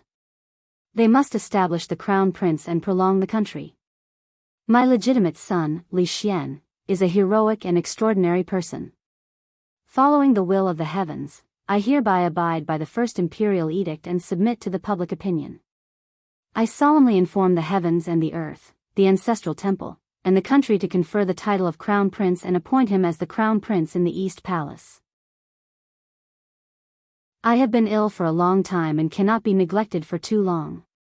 I hereby appoint the crown prince, Li Xian, as the leader, to hold the imperial seal and establish the government hall. Princess Yongle will be his assistant. The two of them will manage the affairs of the commoners and supervise the country. All the matters reported by the officials will be decided by the two of them." Thump. As soon as the eunuch finished his words, Prince Qi's face turned pale. He trembled and collapsed on the ground. Then, the entire hall fell into absolute silence. Almost everyone had a look of contemplation on their faces. No one spoke. 2 imperial edicts and 3 matters. Princess Yongle had just become Princess Yongle and was given the title of princess by His Majesty. The title remained the same, but the meaning was completely different. Li Xian, the legitimate prince whom His Majesty had entrusted to Prince Ning many years ago, naturally became the crown prince and entered the East Palace. The third matter was also the most important. The crown prince supervising the country and the eldest princess assisting the government. This was something that had never happened in previous dynasties. It was also the first thing they thought of and felt incredible. But when they thought about it carefully, they felt that it couldn't be more normal. The country and the court had long been inseparable from the eldest princess. If the eldest princess was a man, they would disobey the emperor's order and admonish her to death. They would let her sit in the position that should have been hers. However, she wasn't. This was already the best and most suitable ending. Crown Prince Li Xian was the legitimate prince and also the most powerful one among all the princes of His Majesty. It was he who promoted the Academy of Science and made a great contribution to the country. But he only knew science and didn't know how to govern the country. He was not the most suitable person to sit in the position. Someone knew. His Majesty gave the princess the title of princess again so that she could rightfully sit in the position and exercise the power of assisting the government. As for Prince Qi, flushed with success, the horse's hooves were swift, the horse accidentally lost its footing. It turned out that from the beginning to the end, Prince Qi had never touched that position. He didn't do it before and he wouldn't do it in the future. As for why they thought that Prince Qi was already on the throne, Li Yi felt that many people were looking at him with unkind eyes. He felt as if his back was being pricked by needles. He slightly tilted his head and asked the Minister of Revenue beside him, "Lord Qin, why are they looking at me?" Qin Huan looked at him for a long time and finally couldn't help asking, "I'm also very curious.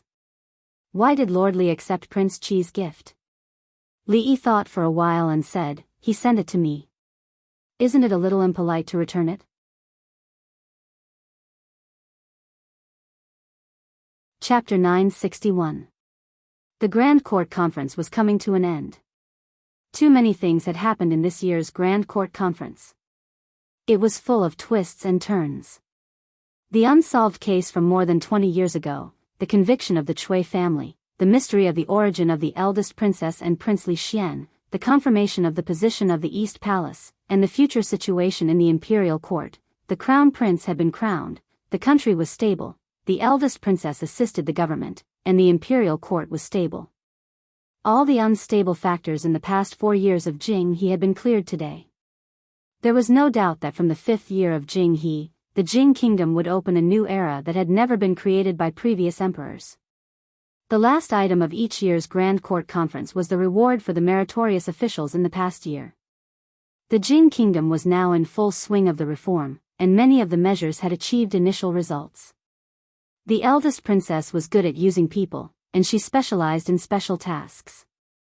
In the past year, outstanding talents emerged in all fields, so that the last item of the Grand Court Conference lasted half an hour longer than that of the previous years. Many people received generous rewards. The imperial court no longer promoted nobility, but many people were promoted to official positions. Among them, the reward for County Marquis Li was only a few words, and it was not generous. But people were not surprised about it. In the past year, County Marquis Li did not do anything earth-shattering as usual. That was because his actions had already seeped into all aspects. Up until now, in the imperial court, everyone knew that the Jin Kingdom's current progress was mostly due to the eldest princess, and he was the person who stood behind the princess. Almost every decree and action of the princess had his shadow behind it. He had made great contributions, but he did not need to be rewarded. In terms of title, he was already a marquis at a young age. One more step was the limit that a foreign official could reach. In terms of official position, he was already a minister of the imperial court, a third-rank official. Although it was a nominal title, he had real power. In terms of relationship, he was the most favored official of the emperor. As long as the emperor was still alive, no one could touch him. The current crown prince, the future emperor, was his best friend. The officials could not imagine how close they were. The current princess, whose status was only below that of the crown prince, had always had an unclear relationship with him.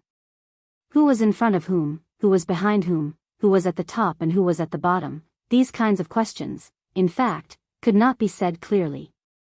He no longer needed to raise his status through promotions. Such a person had long since become a mountain that all officials and nobles could not surpass. Li Yi did not care about these rewards at all. In fact, he did not even remember what the eunuch had just read. Old foxes, they were all old foxes. He had thought that Li Xian would become the crown prince and then inherit the throne. Who would have thought that something like this would happen? Princess Emingzu had become Princess Emingzu again. Furthermore, she was assisted by Princess Emingzu. What was the difference between this and the past? With Li Xian's temperament, how could he sit still in that position? Even if he were to become the emperor, he would have enough authority to open the door for the Science Academy. He would definitely throw all the political affairs of the court to Emingzu. Anyway, wasn't there an imperial edict? Who was in charge and who was in charge? There was no clear boundary between them. The imperial court meeting was about to end, and only the final ceremony was left. Some of the officials clearly still held quite a bit of resentment toward County Marquis Li. This matter was originally very vague, and no one knew what His Majesty was thinking. Before the imperial court session, they didn't dare to take any rash actions. However, just because County Marquis Li had beaten up Prince Xian and accepted Prince Qi's gift, some people clearly stood on Prince Qi's side. In the end, Prince Qi lost his footing, and they fell miserably as well. Li Yi felt depressed to begin with. Sensing the gazes from the side, he turned his head and said fiercely, "What are you looking at? If you continue looking, I'll dig out your eyeballs." That official's body trembled, and he immediately retracted his neck. After all, the other party had already become the existence with the most profound background in this dynasty. Even the princes could not afford to offend him, let alone them. After the imperial court meeting ended, most of the officials who had come from afar would also go and check on their connections, staying until after the Lantern Festival. The matter of setting up the crown prince wasn't just to be discussed in the imperial court. Such a major matter of the country should be announced to the world. Notices were pasted on the palace walls and city gates. Within a short half a day, everyone in the capital knew about it. The identity of the eldest legitimate son, the secrets of the royal family, the position of the Eastern Palace. These were all topics that the commoners were extremely interested in. Li Yi appeared to be a little dispirited. Right now, the situation was set. Li Xian was in charge, and Emingzu was in charge. There was no one in the entire Jing kingdom who could stop them from doing what they wanted to do. Without any obstacles or enemies, he seemed to have nothing else to do. He had no interest in the imperial court and did not wish to be promoted. With his business to this extent, silver was nothing more than a number to him. It wouldn't be an exaggeration to say that he was standing at the peak of his life. If he were to go further up, he might only be able to pull Li Xian down from his position and take it himself. However, this was too easy for him. He didn't consider it. By the way, he also promised Rui that he would go to the Wu Kingdom to see her little disciple, and he couldn't go alone. In the past few years, he had been really tired of staying in the capital. He would take Rui and the others to travel around and see the world. Of course, before that, he had to at least marry Zoemo in a dignified manner, and then Ruoqing. He took back what he had said just now. He still had things to do. Xiao Huan, from the morning until now, he had only eaten a bowl of porridge and was a little hungry. Li Yi habitually called Xiao Huan a few times, only to realize that Xiao Huan, Rui, and Zuemo had gone out in the morning. During the New Year festival, there were some inevitable gatherings and social engagements. In the past, it was Rui who brought Xiao Huan along. As the second madam of the Li family, Zuemo naturally had to go with them this year. Li, what's the matter? Xiao Huan didn't agree, but saw Xiao Zhu running out of the room. Go and tell the kitchen to make a few dishes and bring a pot of grape wine. Okay, I'll go now. Xiao Zhu responded and ran back in a hurry. Li Yi was startled and reminded her, the kitchen is outside, you're running in the wrong direction. In a clean and tidy room, a beautiful woman sat at the table, slowly flipping through the pages of a book. Sister Ruoqing. The sound of light footsteps came from the door, and the young girl knocked on the door and walked in. Ruoqing put down the book, turned to look at her, and asked, what's wrong?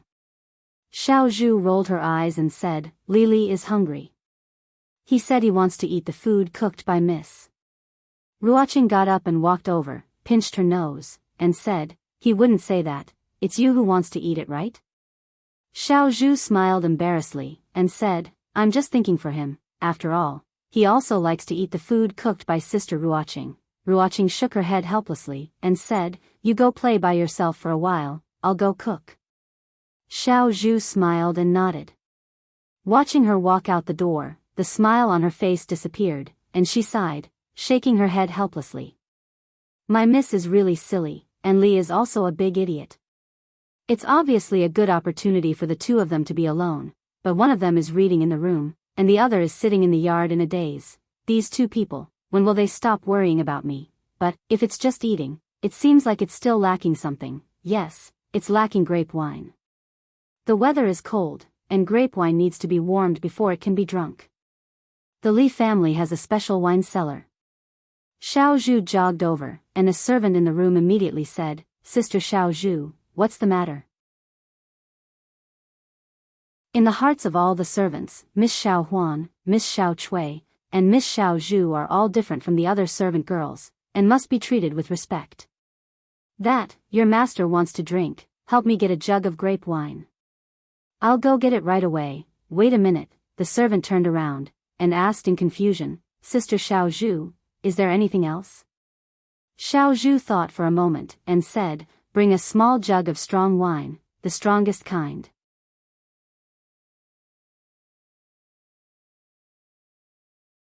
Chapter 962.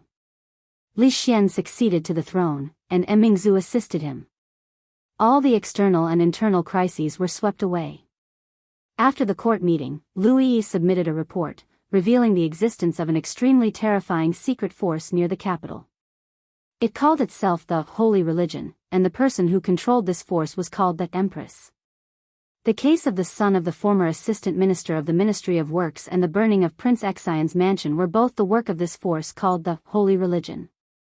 It was still unknown whether they had committed any other crimes. As for how big this Holy Religion was and the purpose of their existence, no one knew. The court naturally attached great importance to this matter. The officials and nobles of the capital would not tolerate such an unstable factor appearing under the feet of the emperor. The determination of the court could be seen from the fact that the Secret Intelligence Office, Supreme Court, Ministry of Justice, and the two offices of the capital were investigating this case at the same time. This was also the first decree the crown prince made after he became the ruler. If the capital wanted to be stable, the holy religion must be eliminated. Of course, this matter had nothing to do with Li Yi. Li Yi had thought that he would have nothing to do for a long time. He sat in the yard and thought for a while. Only then did he realize that he didn't have to work for them anymore. He still had a lot of things to solve. It wasn't until he smelled a fragrance that he came back to his senses. Seeing Ruoqing put a few dishes on the table, he asked in surprise, "These? Did you cook them yourself?" In fact, this question was unnecessary. The chefs of the Li family couldn't make such delicious dishes. "I have nothing to do anyway." Ruoqing smiled and put the bowl and chopsticks in front of him. Li Yi ran to the kitchen and fetched a bowl and chopsticks for her. He said, "You haven't eaten either. Sit down and eat with us." Only now did he realize that Rui and Zui Mo went out today. Xiao Huan and Xiao Chui followed them.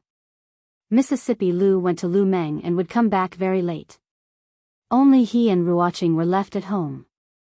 No, Xiao Zhu was also unnecessary. He still had a few scripts to discuss with her. He really shouldn't have wasted time in the yard just now. The dishes cooked by Ruoqing were all his favorites, which made Li Yi feel a little guilty. His taste was similar to Drunk Mo's. Both Ruoqing and Rui liked to eat lighter food. Li Yi put down his bowl and chopsticks and said, "These dishes are not enough for 2 people. I'll make a few more." Ruoqing stood up and said, "What do you want to eat?" "I'll make it." "No need, no need." Li Yi waved his hand and pressed on her shoulder, asking her to sit down. "I'll do it. I haven't cooked for a long time, and my hands are a little itchy." Ruoqing could only nod helplessly. Soon, Li Yi walked over with a tray. Wan Ruoqing looked at the 3 extra dishes and a soup on the table, and her heart warmed slightly. Then she shook her head and said, "There are so many dishes. The 2 of us can't finish them all. The wine is here." Xiao Zhu walked over with an exquisite wine pot in her hand and said, "The grape wine has just been warmed." Ruoqing looked at her and said, "Yuzhu, go to the kitchen and get a set of chopsticks. Come and eat too." Xiao Zhu looked at the delicious dishes on the table and secretly swallowed her saliva. She shook her head firmly and said, "It's okay. I'm not hungry. You guys eat." After saying that, she turned and ran away quickly.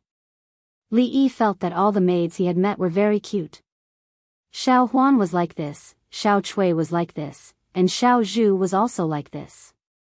It seemed that he had to care more about them in the future. Such good girls. Come, eat more of this. Have you noticed that you've lost weight recently? Li Yi first put a lot of dishes in her bowl, and then he started eating himself. At the door of the kitchen, Xiao Zhu held a cold steamed bun in her hands. She fiercely took a bite and stared in a certain direction. Everyone outside is saying that Crown Prince Li Xian was the legitimate prince back then. Ruoqing suddenly raised her head and said while eating. Li Yi nodded and said, "Yes, they're right. But I should call him Crown Prince Li Xian now. They also say that you and the Crown Prince and Princess are the 3 heroes of the capital. It's because of you that the Jing Kingdom has today. That's all nonsense. You can't take it seriously. You can't take it seriously." Ruoqing smiled and said, "In the future, the Crown Prince will supervise the country and the Princess will assist him. What about you? What are your plans?" Li Yi thought for a moment and said, "I don't have any plans. But when that time comes, I won't have to go through so much trouble. I can live a stable life with you for a long time." The words "with you guys" made Ruoqing's face turn slightly red. Wasn't what she yearned for? Wasn't it a peaceful and stable life? Over the past few days, she had turned around to be her best friend and turned around to be the person she loved the most. This was already the most stable and comfortable life she could imagine in her entire life. But why did she have to do all those things? She suddenly lowered her head, bit her lower lip, and said, I have a question to ask you." Li Yi put down his chopsticks and looked at her seriously. Ruoqing was not drunken mo, nor was she Rui. She did not have so many tricks and thoughts. If she said she had a question to ask him, then there really was a question. She looked into Li Yi's eyes and asked, "What if someone wants to take drunken mo away and not let you live a stable life? Whoever wants to take drunken mo, I will break his legs and sink him into the lake of the school of mathematics. What if their power is very strong? Then I will break all their legs and sink them into the lake of the school of mathematics. If one lake is not enough, I will dig another in the Academy of Sciences next door. If it is not enough, there is also the women's college next door. What if that person is Crown Prince Li Xian?" Li Yi looked at her in surprise, and then said, "Why does Li Xian want to take drunken mo? Although he is the Crown Prince, believe it or not, I can still beat him until even his father can't recognize him." Ruoqing was silent. Li Yi looked at her and asked, "Why, you don't believe me?" Ruoqing smiled, looked up at him, and said, "I believe you." It was not that she didn't believe him, but because she believed him too much. She believed that he could sweep away all the obstacles he encountered. She believed that he had such an ability.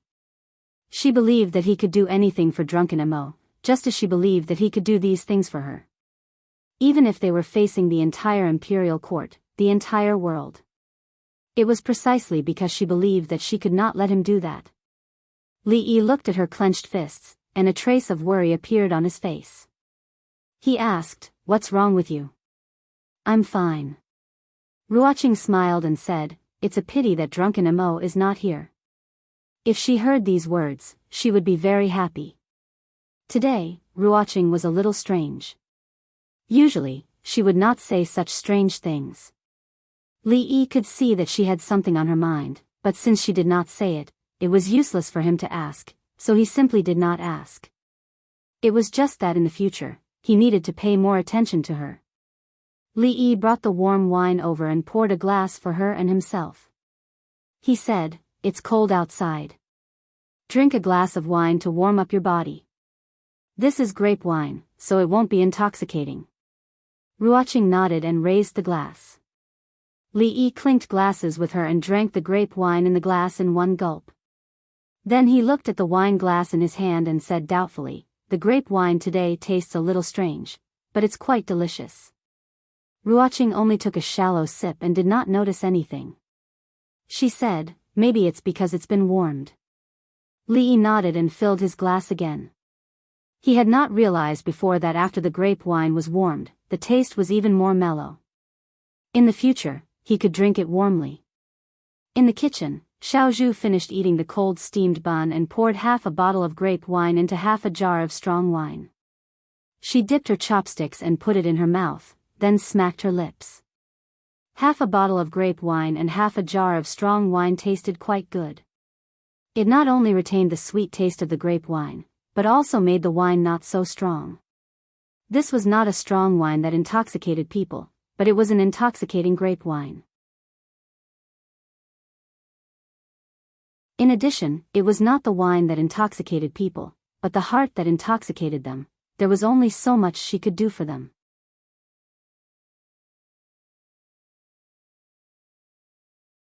Chapter 963. It's really strange. Li Yi put down his chopsticks and rubbed his eyebrows. Today, Ruoqing was strange, even the grape wine was strange. Usually, he didn't feel anything after drinking a whole pot, but today, his head began to feel a little dizzy after drinking half a pot. Ruoqing also put down her chopsticks, looked at him, and asked doubtfully, "What's strange?" Li Yi looked at her and asked, "Don't you feel that this wine is a little strange?" Ruoqing shook her head. She only drank 2 cups and didn't feel anything unusual. I'm full.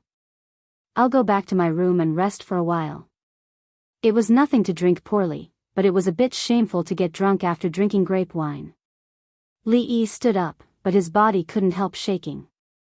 Ruoqing hurriedly stood up, supported him, and asked worriedly, "Is there anything wrong with your body?"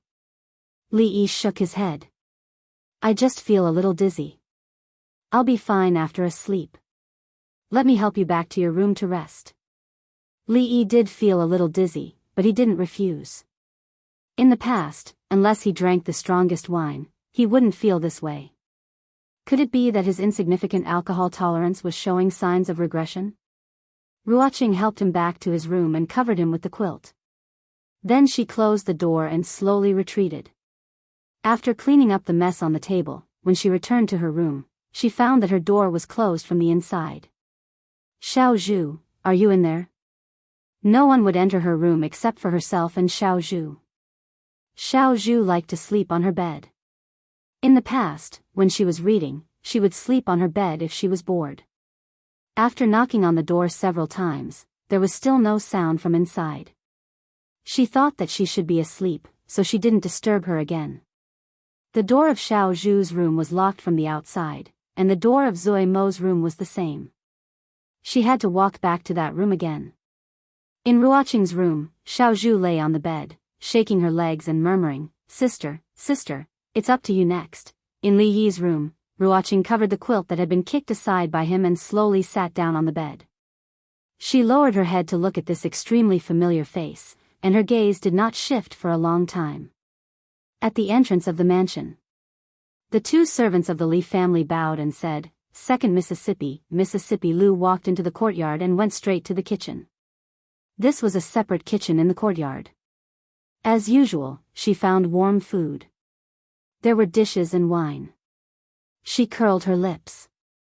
He didn't even know how much he could hold his liquor, yet he drank such a strong liquor. She picked it up and weighed it in her hand. There was only half of it left, enough for him to sleep until tomorrow morning. He picked up his chopsticks and picked up a few mouthfuls of food. Then, he picked up the wine jar and took a gulp. His brows furrowed as he looked at the wine jar in his hand, deep in thought. It wasn't hard liquor. It tasted like grape wine, but not entirely. Surprisingly, it tasted pretty good. After finishing half a jar of wine, Zhang Xian walked out of the kitchen. Seeing that the door was open, he walked over leisurely. At this time, I don't have to go through so much trouble. I can live a stable life with you for a long time. In the room, Ruoqing stared at him for a long time. Thinking of what he had just said, a smile appeared on her face. She slowly reached out and touched his face. What she wanted to live was a stable life with him, Zui Mo, and Xiao Zhu. No one or anything could be an obstacle. She gently held Li Yi's hand. At this moment, the delicate temperament on her body disappeared without a trace. She leaned down and kissed him lightly on the forehead. Then, she stood up and turned around. She turned around and saw Mississippi Lu standing at the door. There was no panic or shame on her face. She walked over unhurriedly and whispered, "He's not feeling well. Let him have a good rest." After that, she walked out of the door. Mississippi Lu looked back and walked into the room. She came to the bed, lowered her head and sniffed. Her beautiful brows furrowed. Did he think he wouldn't get drunk by mixing grape wine with hard liquor? He wasn't on guard at all. Didn't he know what he looked like when he was drunk? When she saw the light lip mark on his forehead, she was infuriated.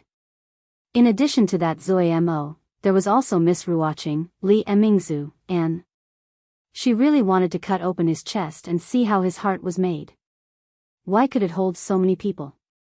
After covering him with the quilt, she was about to turn around and leave when her wrist was suddenly grabbed. "Rui, do you know that I'm very worried about you?" Mississippi Lu turned around and looked at his eyes that were still closed. At this time, she was not worried that he would lie to her. She asked with interest, "Worried about me? Worried that you can't get married?" Li Yi murmured, "Although you are beautiful, your temper is too bad. Which man dares to marry you?" The smile on Mississippi Lu's face became even brighter. "What did you say just now? Say it again." "Don't worry." Li Yi waved his hand casually and said, "If no one wants you in the end, don't forget that you still have me." Her wrist froze and she suddenly shook off his hand. A trace of panic appeared on her face as she looked down at him. "Don't forget that you still have me." "I don't want you either." "Ha ha ha, who told you to always beat me?" A trace of pleasure appeared on the face of Li Yi, who was sleeping soundly. Mississippi Lu took a deep breath, turned around and strode to the door. She did not go out, but closed the door. In the courtyard, Xiao Zhu's eyes widened and the bun in her hand fell to the ground. It's over, it's over. Miss, why don't you know how to cherish it? Such a big bargain, and you just gave it to someone else, at the brothel. Miss Ruoqing. Miss, these are the new books I've collected these days. I'll give them to you later. Sister Ruoqing, last year's accounts, I've put them on your table. Wan Ruoqing nodded and smiled at everyone she met. She passed through the brothel and walked into a room. Brother Su, ask someone to move these props to the other side. All right. Brother Su, my wife is going to give birth tonight. I'll have to trouble you to help me after work. No problem, Brother Wang. Don't worry, I'll be here. Su Zheng was busy inside and outside the hall. A young girl walked in and said, Brother Su, Sister Ruoqing is looking for you. Su Zheng turned around and smiled. Got it. I'll be right there. He put down the work in his hands, washed his hands, tidied his clothes, and walked out of the door. He warmly greeted everyone he met along the way. He came to a room and lightly knocked on the door. Come in. A woman's voice came from inside the room. Su Zheng walked in and closed the door. He respectfully knelt down. What orders does Her Highness have? Wan Ruoqing looked at him and asked, how many followers of the holy religion in the Jing kingdom? Su Zheng respectfully replied, Her Highness, the foundation of the holy religion is in the Qi kingdom. There are about 100,000 followers, and there are about 10,000 followers in the Jing kingdom.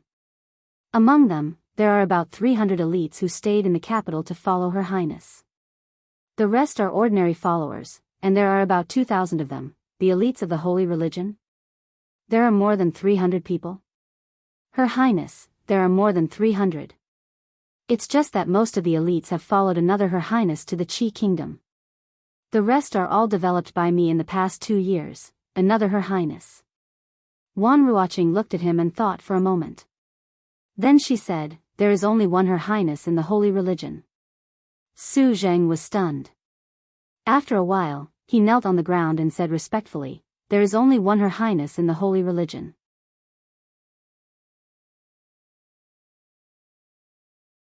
Chapter 964. Wan Ruoqing stood up, looked at him and said, before you recognize me as your empress, I want to make 3 rules. Su Zheng said respectfully, Your Highness, please instruct us. First, all the followers of the holy religion are not allowed to kill or do evil. Without any hesitation, Su Zheng nodded and said, I will definitely pass on Her Highness' teachings to every disciple. Second, you are not allowed to call me Empress in public. Su Zheng nodded. I will inform all the members of the church today. Third, all the followers in the capital must evacuate within 2 days. This time, a look of hesitation appeared on Su Zheng's face. But, Your Highness, the imperial court is currently investigating the matter of our holy church. If all of our followers are evacuated, what about your safety? Wan Ruoqing shook her head, you don't need to worry about my safety. If there is a day when you need to worry, you can't do anything. Su Zheng looked solemn, Your Highness, you won't go with us? Wan Ruoqing smiled, I won't go, Your Highness. If you still recognize me as your empress, do as I say. Su Zheng's face showed an extremely conflicted expression. After a moment, he bowed his head, I will obey. What, still no harvest? Li Yi took a sip of grape wine, casually asked Li Xian. He looked at the clear wine in the cup, feeling strange. The grape wine that was warmed by others was completely different from the one that Xiao Zhu warmed last time. These days, he tried several methods to warm it, but they were all far from the last time. It seemed that he had to find time to ask Xiao Zhu for advice. There is no harvest, all the clues are broken. Li Xian was not in a good mood. This was the first case he handled after entering the East Palace. It was of great significance. If he messed it up, the crown prince would lose face. As the left emissary of the holy religion, Li Xian and Li Xian discussed the issues of the holy religion face to face, which made Li Yi feel a little strange. Being a spy to this extent was probably the pinnacle of what a spy could achieve. There were some clues at first, but when we followed the clues, all the people related to it had mysteriously disappeared. All the clues ended there. Li Xian shook his head and said, "It would be great if we could find their empress. She is the most important person in the holy religion." Putting aside the fact that the Taoist nun was currently in the Qi kingdom, even if she was really in the capital city, ordinary people would not be able to do anything to her. Ruoqing came over and refilled their teacups. In the past, Li Yi did not notice it, but after the busy new year, he found that there seemed to be a shortage of maids in the family. He should recruit a few more. At this time, Uncle Li came in from outside. Li Yi waved to him and said, "Uncle Li, recruit a few more maids in the next 2 days. There are not enough people in the family." Ruoqing thought for a while and suddenly said, "There is no need to go through so much trouble. There are many sisters in the brothel. They are clean and diligent. Why don't I pick a few of them and bring them here?" "That's good." Li Yi nodded. Suddenly, Li Xian thought of something and suddenly said, "Today, the secret intelligence unit caught an ordinary believer of theirs. He was originally a farmer in the suburbs of the capital city. I don't know how he became a believer of the holy religion. I don't know if we can get information about the empress from him." Ruoqing finished pouring tea and left. Li Xian took a sip of tea and stopped talking about the holy religion. He looked back and asked, "Miss Ruoqing, when do you plan to marry her?" Li Yi looked up at him and asked, "What about you? You are going to be the emperor soon, but you only have one empress. How many more do you plan to marry?" Li Xian looked at him with slight disdain. "It is enough for me to have Qin, unlike you, make a bet? Don't be too confident." Li Yi was waiting for the day when he would slap his own face. "Sure, I am not afraid of you." No one expected that there was such a huge and terrifying force under the feet of the emperor of the capital. Last time, dozens of powerful officials were kidnapped and the entire upper class of the capital was purged. With great difficulty, they finally settled down and allowed the majority of people to have a good night's sleep. In the blink of an eye, such a thing had happened. Many people, before they went to sleep, worried that someone would set them on fire after they fell asleep, or that someone would slit their throat in their sleep. The officials and nobles of the capital strongly condemned this extremely vile behavior and urged the relevant departments to solve the case as soon as possible so that the capital could see the light of day. The Ministry of Justice, the Secret Intelligence Unit, the Supreme Court, and other departments working together to solve the case were quite efficient. In addition, because the ordinary believers of the holy religion did not have a firm will, the court finally obtained a key piece of evidence. The portrait of the empress. Whether or not the portrait was similar was not an easy task. In the vast sea of people, finding someone with a portrait was not an easy task. But at least there was a new clue, and this was already a breakthrough. Rui took Zoe Mo to attend various occasions, and Mississippi Lu went to Lu Meng. These days, only he and Ruoqing were left at home. When he had nothing to do, he would sometimes play chess with her and discuss the script to kill time. Li Yi casually placed a chess piece down and muttered, "It's useless even if we find the portrait. That Taoist nun is now in the Qi kingdom. Even if we take 10,000 steps back and assume that she's in the Jing kingdom, we won't be able to capture her unless we send out a few grandmasters at the same time." "Not necessarily." Ruoqing shook her head and said, "Maybe their empress is someone else. Besides the Taoist nun, who else was the empress? If Li Yi could get this wrong, wouldn't he have been kidnapped for nothing last time?" Ruoqing put down a chess piece and suddenly looked up at him. She said, "Actually, I have something to hide from you." Li Yi was shocked and asked, "Could it be that you and Zoe Mo really?" Ruoqing looked at him seriously and said, "Actually, I am the empress they are talking about." Li Yi was relieved. It was not a big deal. He thought that Ruoqing and Zoe Mo were hiding it from him. He looked at Ruoqing and said seriously, "Actually, I also have something to hide from you." Ruoqing looked at him. Li Yi looked at her and said slowly, "Actually, I am the left emissary of the holy religion. My status is only below the empress. I don't even know that you are the empress." He smiled and said, "When did you learn from Zoyamo? You also like to make this kind of joke." "I am not joking." Ruoqing shook her head and said, "The holy religion only has the right emissary, not the left emissary." Li Yi put down the chess piece that he had picked up. After a moment of shock, his face showed doubt and disbelief. He asked, "What is going on?" "I don't know either." A trace of helplessness appeared on Ruoqing's face. "I don't know either. How did I become their empress?" Li Yi finally remembered something. It was something that he had almost forgotten. It was the painting that the man in blue showed him when he was brought to Shuzhou by the Taoist nun. "So, the death of Li Jianren and the burning of Prince Xian's residence were all done by them for you?" Ruoqing nodded. Li Yi suddenly smiled and shook his head.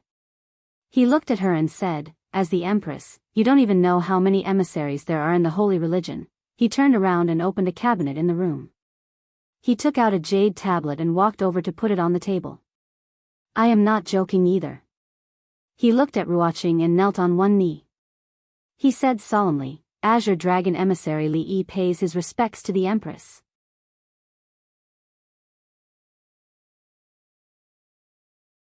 Chapter 965. The holy religion only had the right emissary, the white tiger emissary. Although the left emissary, the azure dragon emissary, had a name, there was no such person. This was what Su Zheng told her when he introduced her to the matters of the holy religion. He also told her how to identify the emissaries of the holy religion.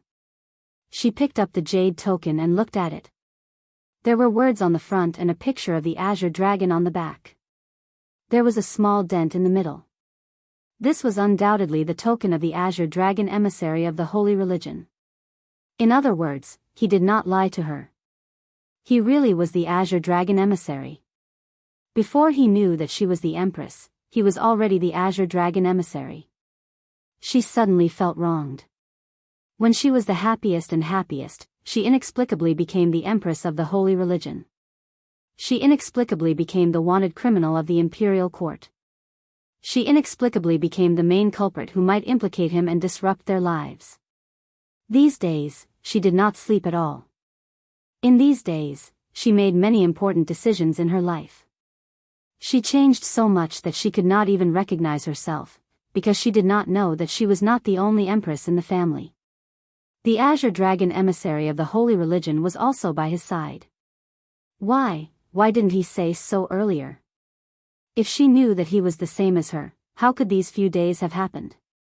But the next moment, her heart was filled with joy and happiness. So he was the same as her. They were the same. She was not alone. Looking at Ruoqing, who was stunned and had a complicated expression, Li Yi waved his hand in front of her eyes. Ruoqing, Empress." Ruoqing suddenly looked up at him and said, "I want to bite you." "Ah." Li Yi was stunned. At this time, Ruoqing had already stood up and walked over. She grabbed his arm and bit down. She did not bite hard, but it was not light either. After a while, she let go.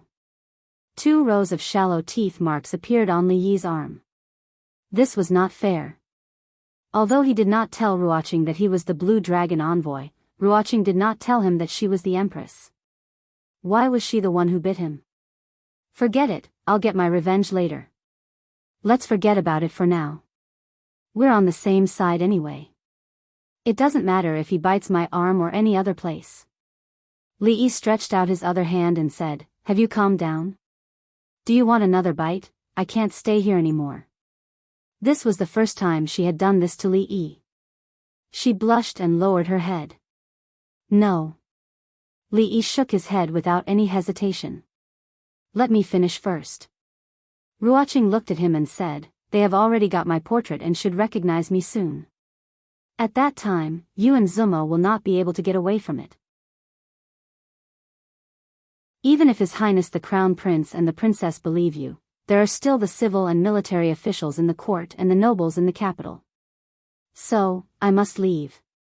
Li Yi smiled and said, "You know, the civil and military officials in the court and the nobles in the capital. I don't care about these things. I care. Ruoqing looked at him and said seriously, believe me, I can handle this matter. How do you want me to believe you? Li Yi sighed and said, if you run far away, where can I find you? Ruoqing shook her head and said, I won't run far. How can I believe you won't run far? Li Yi shook his head. With his previous understanding of Ruoqing, in order not to affect him, she would definitely run far away. Although he was a little surprised that she told him this time, it was better to be safe than sorry. Ruoqing suddenly took a step forward and gently hugged him. She put her cheek on his chest and whispered, because I like you. How can I bear to leave you? Li Yi's mouth opened slightly and he was stunned in place. Was this a confession? Not counting that Sundra Loli, this was the first time in his 2 lives that a member of the opposite sex had taken the initiative to confess. But, how could this person be Ruoqing?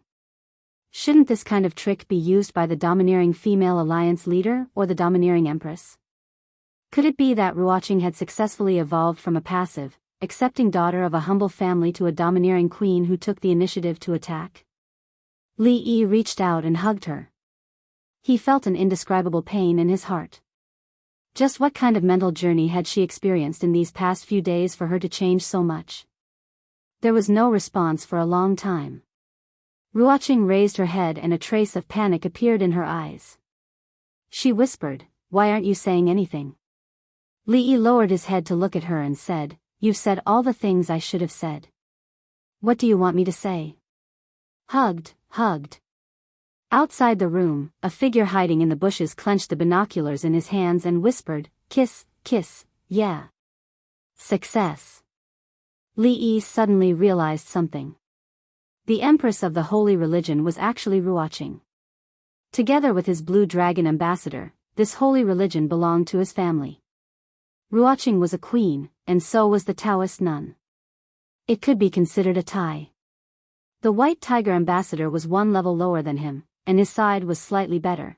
In this case, why did most of the followers of the holy religion listen to them?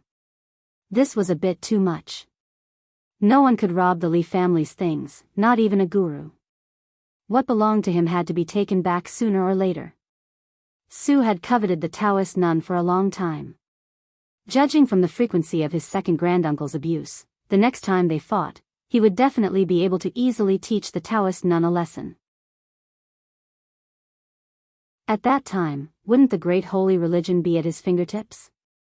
As for what he would do after he got it, that would be a matter for him after he got it. With so many people, it would be convenient to start a rebellion. Of course, the Qi kingdom was too far away from here, so this matter could be discussed later. The most important thing now was that Ruoqing's identity as the empress was about to be exposed. If he really protected her at the risk of being condemned by the whole world, although it seemed very domineering, it was not the best way. The most important thing was that Ruoqing would not allow him to do that. Li Yi had always trusted her, and this time was no exception. Only now did he realize that this was what she had been worried about these days. He should have asked her earlier. It was not a big deal, and it was a good thing. If it were not for Ruoqing's sudden success in evolution, he would have almost made a fool of himself. Husband, come and carry Dwainer. I want to change my clothes. Rui walked in with Li Duan in her arms and said to him. Li Yi reached out and took Li Duan, who was wearing thick clothes. Rui suddenly looked at his arm in surprise and asked, what's wrong with your arm, husband? Who bit you? Li Yi looked down and said, I bit it when I was bored. Rui looked at the row of shallow teeth marks and asked suspiciously, you bit yourself? I really did bite myself. Li Yi picked up Li Duan with one hand and bit his other arm. He said, like this, the matter of holy religion was not over yet, so it was better not to complicate things at this time. Li Yi walked out of the door and rubbed his arm. When he bit just now, he had used a little too much force. The second young lady of the Lu clan brushed past him and then turned her head back. She grabbed his arm and asked, what is this? Her eyes inadvertently fell on his other arm. She looked at him and asked, what is this? Li Yi looked at the teeth marks on his arms and then looked at Mississippi Lu. He said, "You have all been out these days." "I was bored at home, so I bit myself." "Does it look good?" Mississippi Lou thought for a moment and pointed at the arm that Ruoqing had bitten. She said, "Bite another one for me to see." "It's just beside this one. This way, my arms will not be symmetrical." "How ugly." Li Yi shook his head and looked at her. He asked tentatively, "How about I try on your arm?"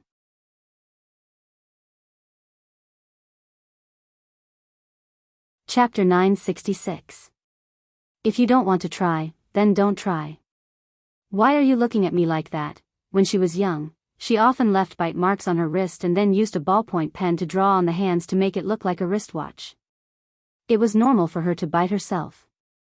Ignoring the second miss, he walked back to his room and saw Xiao Zhu and Xiao Chui playing in the yard. Li Yi stopped. After some thought, he waved her over. "Xiao Zhu, come here. I want to ask you something," a government office somewhere in the capital. Several officials in charge of the holy religion case were gathered together. They looked at a portrait spread on the table, frowning. Li Xian walked in from outside.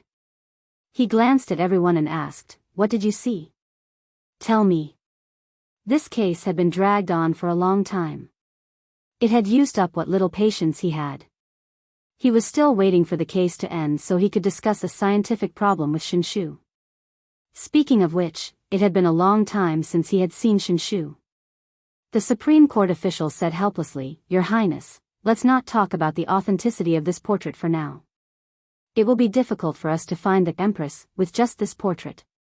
This portrait has been plastered all over the streets and alleys of the capital, but we haven't found anything yet." On the other side, Governor Lu Dio was deep in thought. He felt that he had seen that Empress in this portrait before, but he couldn't remember where he had seen her before. Annoyed, he picked up the file again and flipped through it. "All right, hurry up." Li Xian waved his hand. Just as he was about to walk out, he glanced at the portrait on the table and stopped. He walked back and looked at the portrait on the table in a daze. Lu Dio put down the files of the two cases. As if realizing something, he walked over quickly and looked at the portrait on the table. The next moment, Li Xian put the portrait away. "Your Highness, you..." The officials were confused. "I will take this portrait back and study it carefully. You are dismissed." He waved his hand, picked up the portrait, and left. All of the officials looked at each other in dismay. There was only a single original painting of the Heavenly Empress and they couldn't even find the person based on the original painting, much less the painter who had copied it. Just what did the Crown Prince want? Lu Dio walked out in a daze. He was thinking about something that he had just figured out. It turned out that Li Jianren's death and the burning of Prince Xian's manor were not unrelated. Li Jianren wanted to harm Miss Ruoqing, so the people of holy religion sent him straight to hell. Prince Xian burned down Miss Ruoqing's residence. Therefore, his Prince Xian manor was also burned down by the people from the holy religion. These two seemingly unrelated cases were closely linked because of one person. Only, Miss Ruoqing was the Empress. How was this possible? Li Yi took a sip of wine and decided to promote Xiao Zhu to be his personal wine warmer in the future. The grape wine that she warmed tasted different from others. It was at this moment that the slightly absent-minded Li Xian walked in from outside. Li Yi poured him a cup of wine and said, "What's wrong? Isn't Mingzu the one handling the matters of the court? Why do you look so glum?" After Li Xian sat down, he sighed and handed the portrait to him. Li Yi opened the portrait and stood up abruptly, glaring at him and saying loudly, "Speak. Why is Ruoqing's portrait with you? You already have the Crown Prince's consort and Shinshu. Could it be that you still have designs on her? Are you still human?" The drawing skills of this portrait were not very good and ordinary people might not be able to recognize it. However, how could he not recognize it after spending so much time with Ruoqing? Shinshu? Li Xian was startled. "That's not important." Li Yi waved his hand. "Why do you have Ruoqing's portrait?" Li Xian shook his head and looked at him, saying, "This portrait is of the Empress of the holy religion. Li Yi looked at the portrait again and asked, "Did you take the wrong one? There are people who look so similar in this world."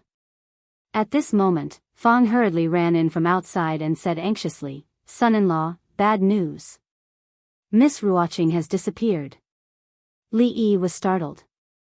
Although Ruoqing did not tell him her plan, he did not need to worry about Ruoqing leaving. Pretending to be surprised, he asked, "What happened?" The people who were protecting Miss Ruoqing were all knocked unconscious. When they woke up, Miss Ruoqing had disappeared. Fang anxiously said, "Son-in-law, don't worry, I have already sent people to look for her." Li, bad news. Xiao Zhu frantically ran out from Ruoqing's room and handed a letter to Li Yi. Wiping away her tears, she said with a sobbing voice, Miss has left." Li Yi opened the letter. In the letter, she explained in detail how she became the empress. Although this was not her original intention, in order to not implicate him and the Li family, the best way was for her to leave. Li Yi put down the letter and slowly sat down. After Li Xian looked over, his complexion changed. He shook his head and said, I didn't know. If I knew, I wouldn't have let them investigate." Xiao Zhu hugged Li Yi's arm and said with a sobbing voice, "Li, what do we do? What do we do now?" A servant of the Li family came over and said in a low voice, "Marquis, a lord from the Ministry of Justice has come to visit." Li Yi waved his hand, "Let him in." "Greetings to your highness." "Greetings to Lord Li." An official from the Ministry of Justice came in and respectfully bowed. Li Xian was annoyed. He glanced at him and asked, "What's the matter?" The official looked up and said in a low voice, "Your highness, our people have just found the identity of the woman in the portrait. However, the Empress and County Marquis Li, what do you mean?" Li Xian said coldly with a sullen face, "What are you people from the Ministry of Justice doing? If he says it's the Empress, then it's the Empress. Can't you use your brain to think about it? Go back and investigate it seriously." After being scolded by the Crown Prince, the official from the Ministry of Justice could only nod his head in agreement and leave helplessly. Li Xian looked at Li Yi and said worriedly, "Don't worry, I will order people to find Miss Ruoqing." Li Yi waved his hand, "No need. In any case, she is the Empress of the Holy Religion. No. Li Xian shook his head repeatedly. "Didn't you say last time that the Empress of the Holy Religion is that Taoist nun? How can there be two empresses? What happened to Miss Ruoqing was a misunderstanding. I will order the Taoist nun to be wanted in the whole Jing kingdom." Li Yi shook his head and said no more. Li Xian said solemnly, "I will go back and order it now." Li Xian still had a worried look on his face when he left the Li residence. At this time, the Holy Religion was not the thing he was worried about. Miss Ruoqing had left. According to Li Yi's character, he would not let it go. If he left with her, there would be no meaning in the capital. In the yard, Fang looked at Li Yi who was calmly drinking grape wine and asked, "Young master, Miss Ruoqing is the Empress of the Holy Religion. Aren't you surprised?" Putting aside the fact that Miss Ruoqing had suddenly become the Empress, she had disappeared just like that. Young master's reaction should not be like this. So what if Ruoqing is the Empress? Li Yi looked at him and said, "I'm also the Azure Dragon envoy of the Holy Religion. Have I ever shown off before?" The matter regarding the Holy Religion, which had caused a great commotion in the past few days, had yet to subside when another wave of commotion broke out in the capital. Prince Xian, who had already left the capital, had met with a group of thugs on his way to his feudal land. Not only had his group been robbed, but even Prince Xian had been beaten up by them. Therefore, Prince Xian, who had just left the capital, was carried back again. It was verified that the group of thugs were the believers of the Holy Religion. Although Prince Xian had met with an unexpected misfortune, those people had at least left the capital. While strict orders were given to investigate those thugs, all the influential officials in the capital were finally at ease. They had finally left. As for whether the Empress of the Holy Religion was the Taoist nun who was wanted or someone else, or whether she was related to County Marquis Li, the imperial court had not come to a conclusion. They could not tell if it was real or fake either. However, since the crown prince and the princess did not care, they could not say anything else. It was fine as long as they were no longer threatened by those people in the future. Although the Ministry of Justice and the other government offices had investigated some things, they were unable to verify that the lady had disappeared from the capital. The Crown Prince had the intention to close the case and had even given them a death order. To them, this was also a good thing. Who would dare to go to County Marquis Li's place to investigate the case? Li Manor. Drunken Emo looked at Li Yi and asked with a burning gaze, "Where on earth did Sister Ruoqing go?" Li Yi shook his head and said, "I really don't know. A few days ago, her portrait was pasted all over the capital. She definitely can't appear now. You must know something." Drunken Mo's expression was one of disbelief. She shook her head and said, "If Sister Ruoqing really went missing, you'll go crazy from anxiety. How would you be in the mood to drink grape wine here? Look into my sincere eyes." Li Yi held her face and looked at her, saying, "I'm not lying to you. I really don't know where she is." Drunken Mo pushed his hand away, feeling less nervous. Although she was still very curious as to why Sister Ruoqing had become the Empress, what was more important was that she was safe and sound. It was because if something were to really happen to her, a certain someone would be much more anxious than her. Li Yi saw Uncle Li walking past in a hurry and asked, "Uncle Li, where are you going?" Caretaker Li came back and stood at the door, saying, "Didn't young master say that there's a lack of manpower at home and that you need to pick a few more maids?" Miss Ruoqing picked a few from the brothel. "Now that they're all here, I'll go take a look." You're tuning into the Journey of the Soul YouTube channel. Don't forget to subscribe and join us on this journey to catch the most captivating stories.